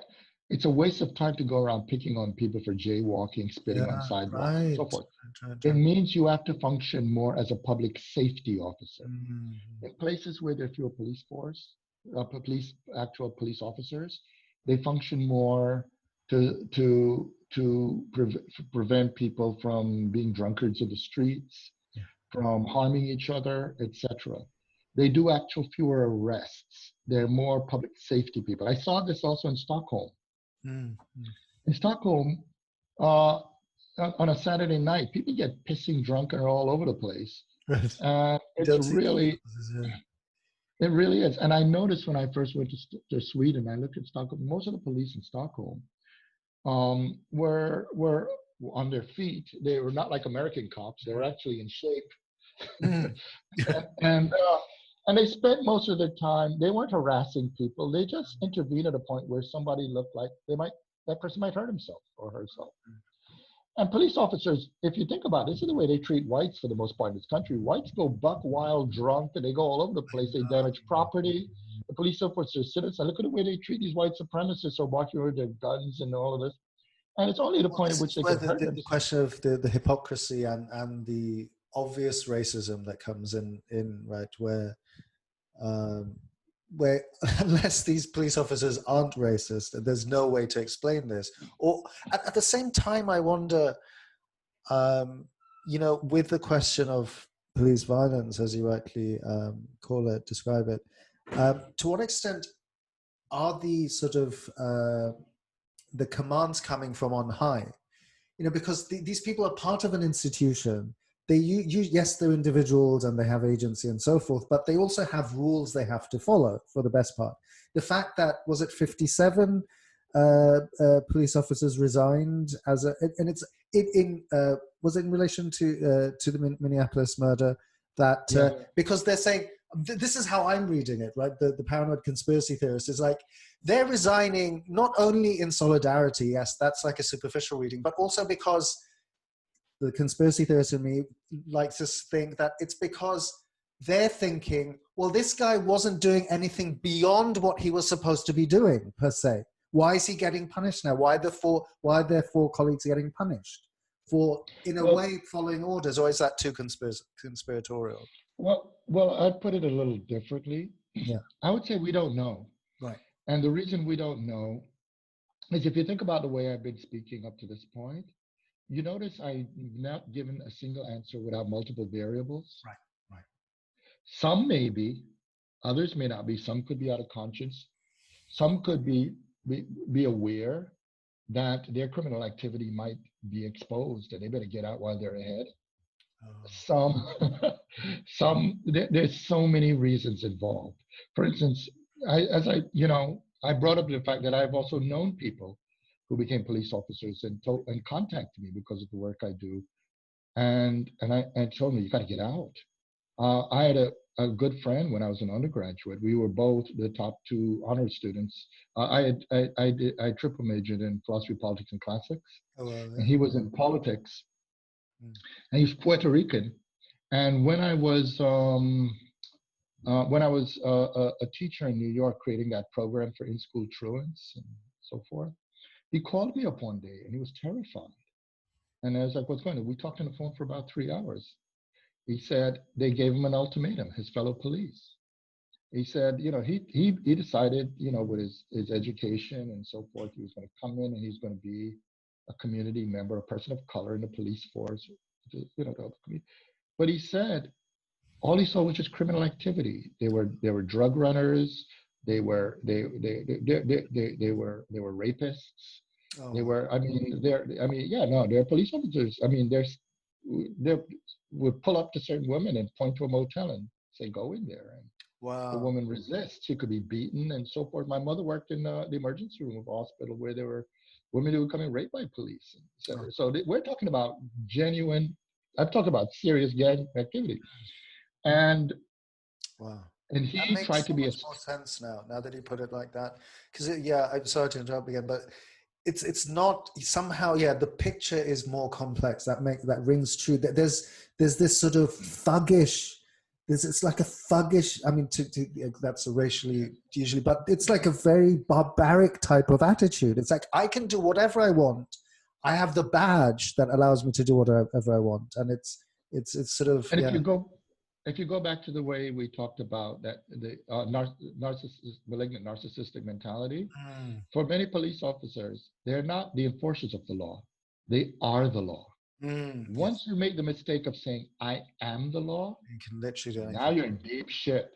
Look at the way Trump doesn't say that he is the chief executive to enforce the laws of the United States Constitution. He says he is the law. Yeah. Whatever he says, in fact, of course, whenever you say it, it creates a paradox, right? If you say the our law, it means you're above it. Right. You see, that's the paradox.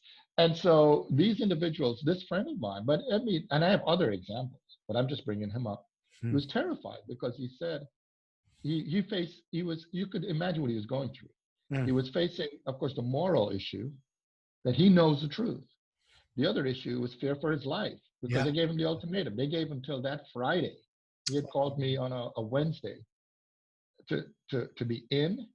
And you know what being out means. Either he accidentally gets killed in the line of duty, or being out could be that he's suddenly accused of being involved in corrupt activity with other people vouching for it, and he is taken into internal affairs.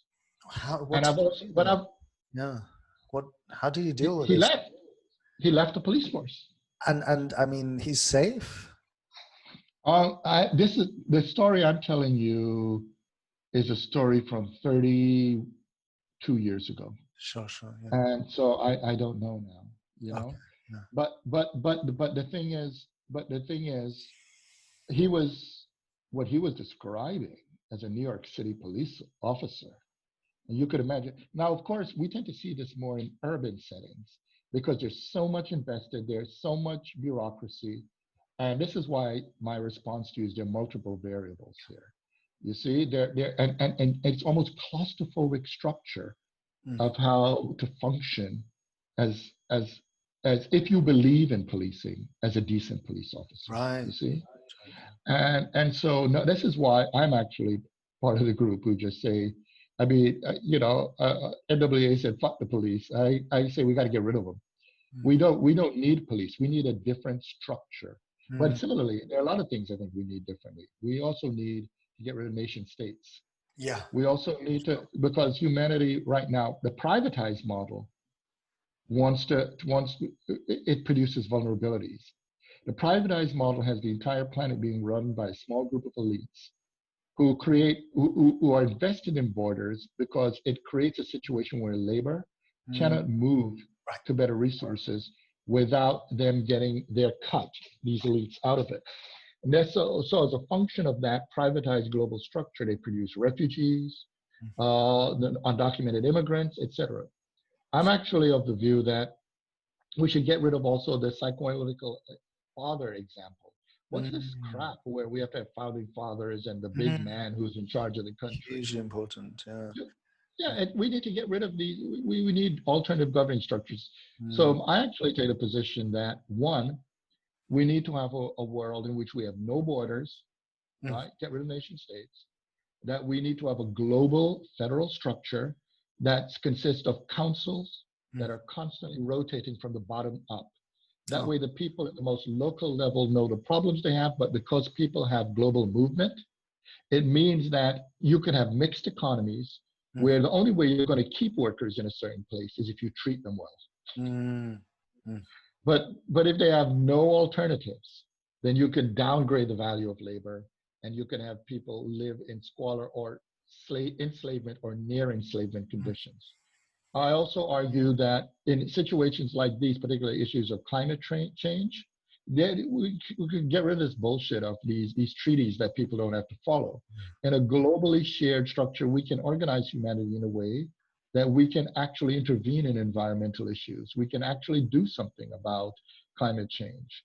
We can actually create a condition where human beings don't have to live in every part of the planet. There could be places where nature can rebound, where there are these places in which we could live in more efficient regions of the planet where we don't have to use up so many fossil fuels and all. George Monbiot uses the term rewilding, right?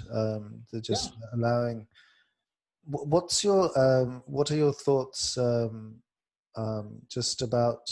A lot of people say, and I'm very sort of again the sort of skeptic or what have you, the critic in me finds this type of thinking problematic, where this constant harping on about there are too many people in the world, the planet cannot sustain so many people. Yeah, that's a bullshit argument. It's very racist, right? It's coming from. It is. And this is being everyone, people with large voices, and the recent very interesting, I thought very rich documentary produced by Michael Moore. I forget the actual director's name, but interestingly enough, banned from YouTube, right? Because I forget the name of the documentary, now it slips my mind, but so raising massive questions about these sort of sustainable fuels, fossil fuels actually being even worse than coal sometimes. But even in that documentary, this standard line: too many people. Who gets to decide how many people there should be, and who are the right kinds of people who can be around? This is a question that comes to my mind. The very language is problematic, right? If you think about it, it's a lot like the language. Let's look at these two expressions that we know dominate the times in which we live.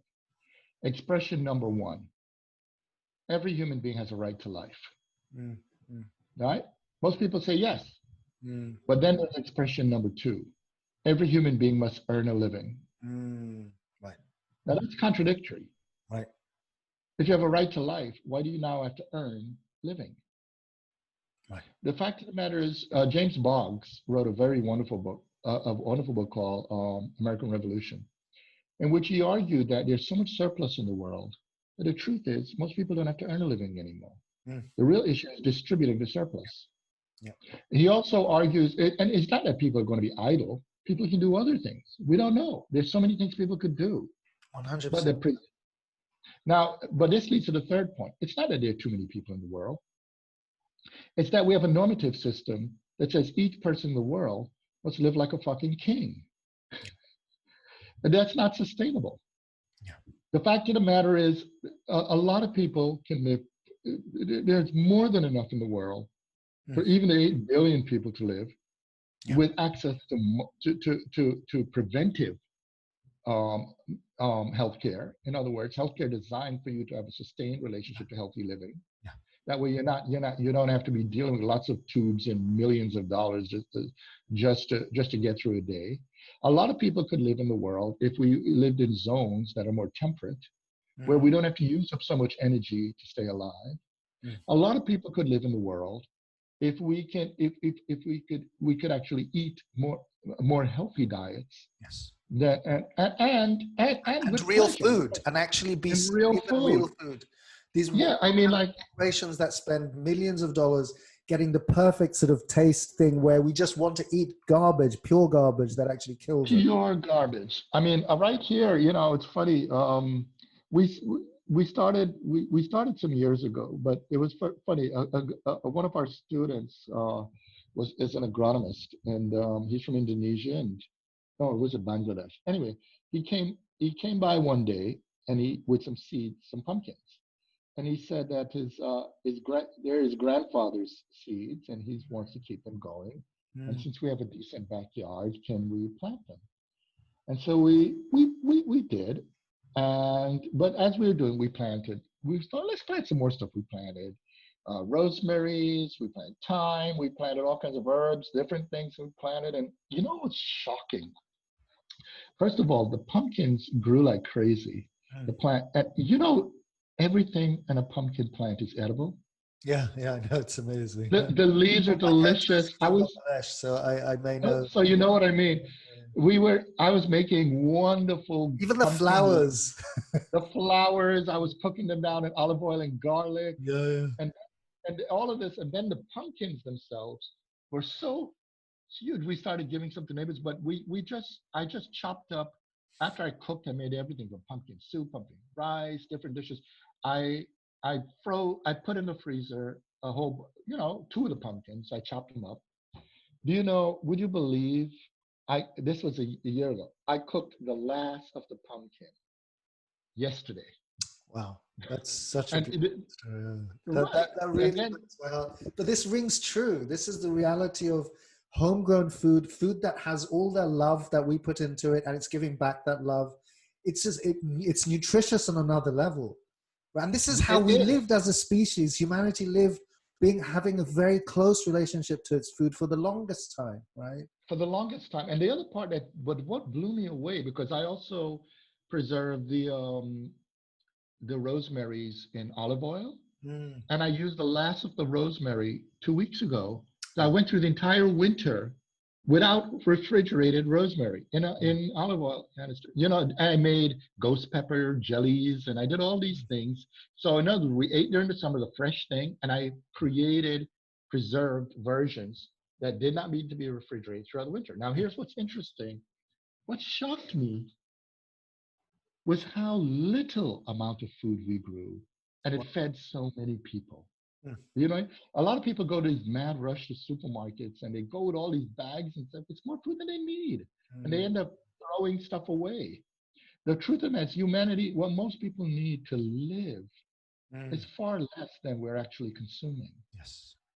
And so it's pretty clear that the problem, and you're right about the racial part. There's a thing I write about called exponential blackness. Exponential black. You ever notice there are always too many black people? Of course, too many black people, too There many brown people. Yeah, yeah. It's never too many too white many people. black people. Well, Right, actually, right. because there Never. aren't that many white people, but No, but actually, in places where there are a lot of white people, oh, there okay, always that's are, not an there issue. aren't enough. Yeah. No, you can never have too many white people, right? You can never have too many white people, but there are too many. You know, that's why, for instance, in the '80s, they created a welfare queen, as if there were these black women that are just having children all over the place. You know, you see, you know, when I taught in poor white areas, you see huge families of white people, and they have no sense that there are too many of them. But here's the point. Yeah, you're right. That's not the issue. The issue right now is if we're going to build our lifestyle and our economy on radical consumption and the alienation of labor and the idea that people must earn a living and the production of vulnerability, then we have this logic of there being too many people. And we create, because we're creating artificial scarcity. Yes. You see? Yes. And that's the issue.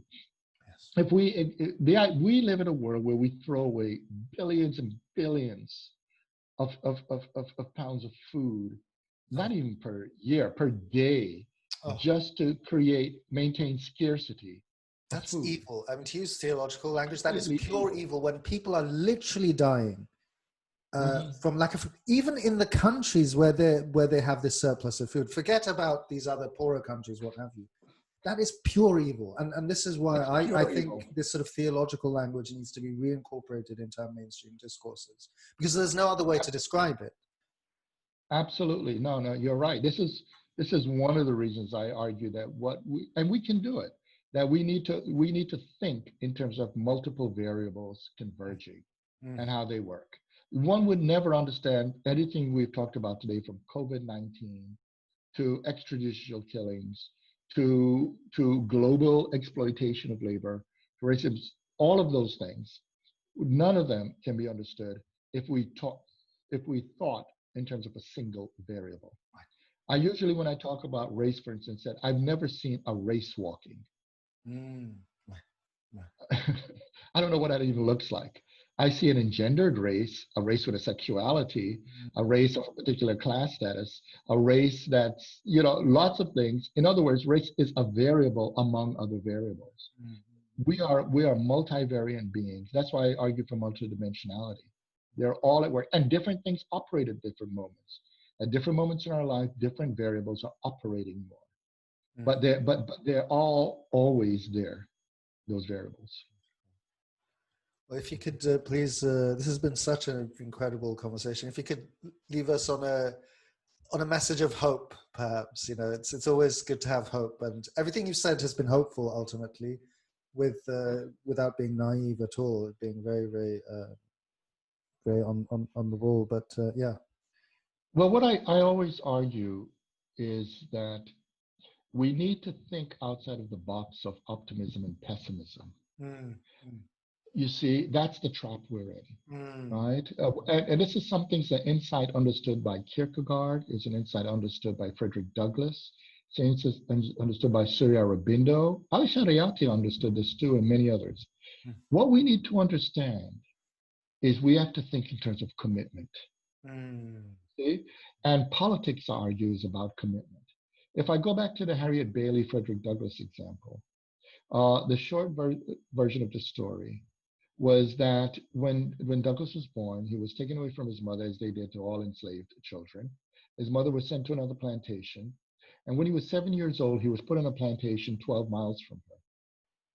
Discovering her child was on that plantation, that woman, after working from sunrise to sunset in the fields, walked the 12 miles to go spend as much time as she could with that child. And she did this for 6 months. In one case, she had to defend the child from a brutal cook. She, after 6 months of doing this, she died. Now, here's the thing. When she was doing that act of love, okay, she did not know that child would love her. She did not know what that child's future would be. She acted out of her love and commitment. And she died not knowing the answer. But here's the thing. He became a revolutionary. He became Frederick Douglass. But he became that because he valued the love of that woman.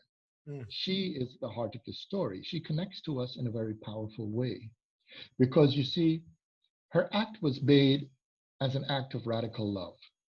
The problem is we have modeled love on the basis of narcissistic love, which says, I love you if you are like me.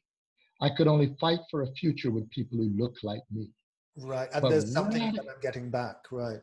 correct. There's nothing for her to give back. Radical love says, I'm acting from the commitment for the freedom of others to live their lives with dignity. They don't have to look like me. They don't have to be like me, right? My actions will be such that whatever they become, the best thing that they could send back in history, which I will never hear, is the statement, thank God I've acted, or thank God they have acted. So the issue right now for all, I would say, is ultimately to reflect deep down on what your commitments are and value that action. Because ultimately, real political action is an action devoted to what is always greater than yourself. Beautiful. Thank you so much indeed. Well, thank you for this time. I'm so glad that we got to meet. And I had no idea, the whole point, to continue life, right? Wait, so no, what was I'd lost you for a second. You had no idea. I said, I know that we were suffering at the same time from COVID-19. I know. I think these things are providential. I really believe. I tend to have a theological view of things, however that's understood, and yeah, yeah, we were suffering at exactly the same time, and you know, and we also, we were able to talk about the isolation too. Yeah, no, I know, and that gives us, I believe, you know, experiencing this virus from within, as it were. It's just a different kind of thing, because it's one thing to theoretically know about something. Yeah, it was brutal. I mean, the way I sort of described it to people is, it is brutal. At the same time, I mean, this is the kind of problem, and I'll sort of edit this much of this out, but you know, this last portion, but. Or maybe not, who knows? Because this is how my mind works. On the one hand, you know, of course, from deep personal experience, I know this is real. On the other hand, I do not accept the mainstream narrative on all of this. The mainstream narrative is somehow, I don't know, what's your take? I mean, I read in your reflections a little bit about your thoughts on this, but the mainstream narrative is pushing certain agendas. And it is. Yeah. It is. And well, you know, it's back to the idea of the hubris of the effort to cover over reality with being. And we're not gods. The fact of the matter is we're dealing right now with a perfect storm of multiple pandemics converging. And the fact of the matter is it puts us in touch with the contingency of life. And the thing is, you and I did not know we would make it this far. As I said, I opened up the death file, right? But in the midst of it, all I could do is what everybody else could do. But it also created this bizarre solidarity, because at the height of it, all I kept hearing, I began to hear the nuance between the ambulances versus the fire trucks, etc. Oh, wow. And for a period, every 20 minutes, there was an ambulance. There was another person going around, another. And there's this point at which there is this solidarity with the dead. You know, there are people who have become ancestors, and we have a responsibility to be their light. Yeah. And it's a fact that, you know, and we didn't know we would have that, but here we are. And I know for a fact there's not a single day, another moment in which I'm not thinking about somebody I do not know died from this illness, which connects to what I said about Harriet Bailey. True political actions are about the anonymous, about people you do not know. And that's radical love. I don't know these people, but I feel them in my heart every day. And this is, to my mind, this is how, as you say, this is how we're meant to be as human beings, not least of all as scholars. And we have this huge responsibility, I think. I really feel that as people to whom God, to use that theological language, has facilitated circumstances for us to know certain things more so than many people may not know just by virtue of circumstances, we have a responsibility to be giving back. Because otherwise, Sure. otherwise what the fuck are we doing? And this is the issue that I have with too many academics. It's so many people are silent. And I know these things are complex. There's issues of repercussions. But dude, like, why do you call yourself a professor, in some big institution, if you literally all you do, I'm sorry, is writing these books that get, you get even more well known for, that only maybe 2,000 people, 3,000 people are reading, when people are dying literally as we speak. Like, your voice, as far as I'm concerned, I don't know, and who am I to say, but it's not enough for me. I feel that it's not enough. Even worse, some get rewarded for publishing outright falsehoods and misrepresentations of reality. But I think that question of responsibility, there's an aspect of Judaism that a lot of people don't know, because a lot of people impose upon Judaism ontological categories, the being of God. But a lot of people don't realize that there are a lot of Jews who are atheists about the notion of being. But what Jews who identify as Jews have in common, the ones who are atheists, is the idea that of not thinking of God as a being, but as a responsibility. Oh wow, that's beautiful. In other words, and again, a lot of people don't understand that when we talk about Bachar, what's translated as election or chosen, that's not what it means.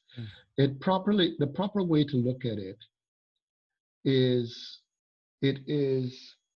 to define yourself. And again, they use the term Jew, but it doesn't mean Jews are better than others.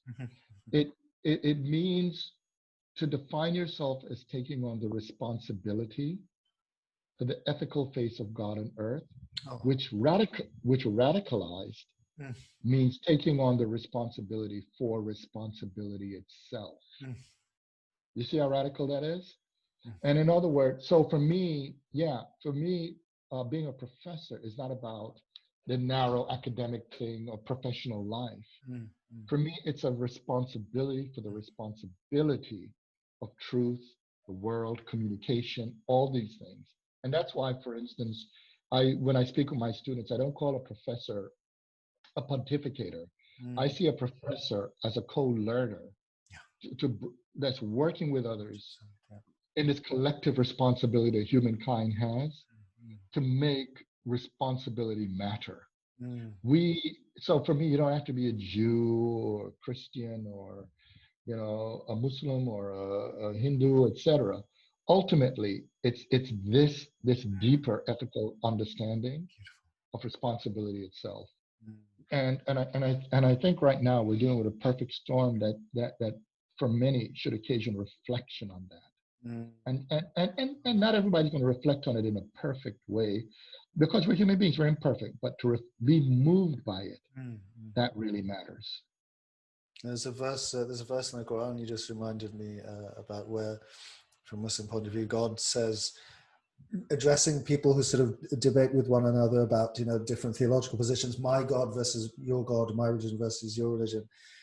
God says in the Quran that vie with one another in doing good works, rather than debate about these things. Just do good stuff in the world. Leave the rest to God. Yes, it's absolutely correct. Right. Yeah, get off our ass and just do something, and don't be so narcissistic to can't get over the fact that you may make a mistake along the way. If you make a mistake, then learn something from it. Mistakes are to be learned from. Always so beautiful. Yeah. Exactly. There's no learning without mistakes. Well, I really, God bless you. And I sort of do I'm sort of influenced by all the traditions. So I'm very complex, and I confuse myself, let alone my parents and everyone else. But yeah, it's true honor, and so a real privilege and such a deep learning experience. And I pray that we can have future discussions. I pray for your continued health and your strength and your wisdom and insight, and really people need to know you as a thinker, as a giver, as a scholar, as a great human being. And God bless you. Well, it's mutual. And yeah, I'm wishing you, as I say these days, be safe, healthy, but in the midst of despair, do find moments of joy, because that is the light we bring to the strength of our struggle. Amen. Okay? Okay. Take care now. All right. Okay, Hasan. Bye.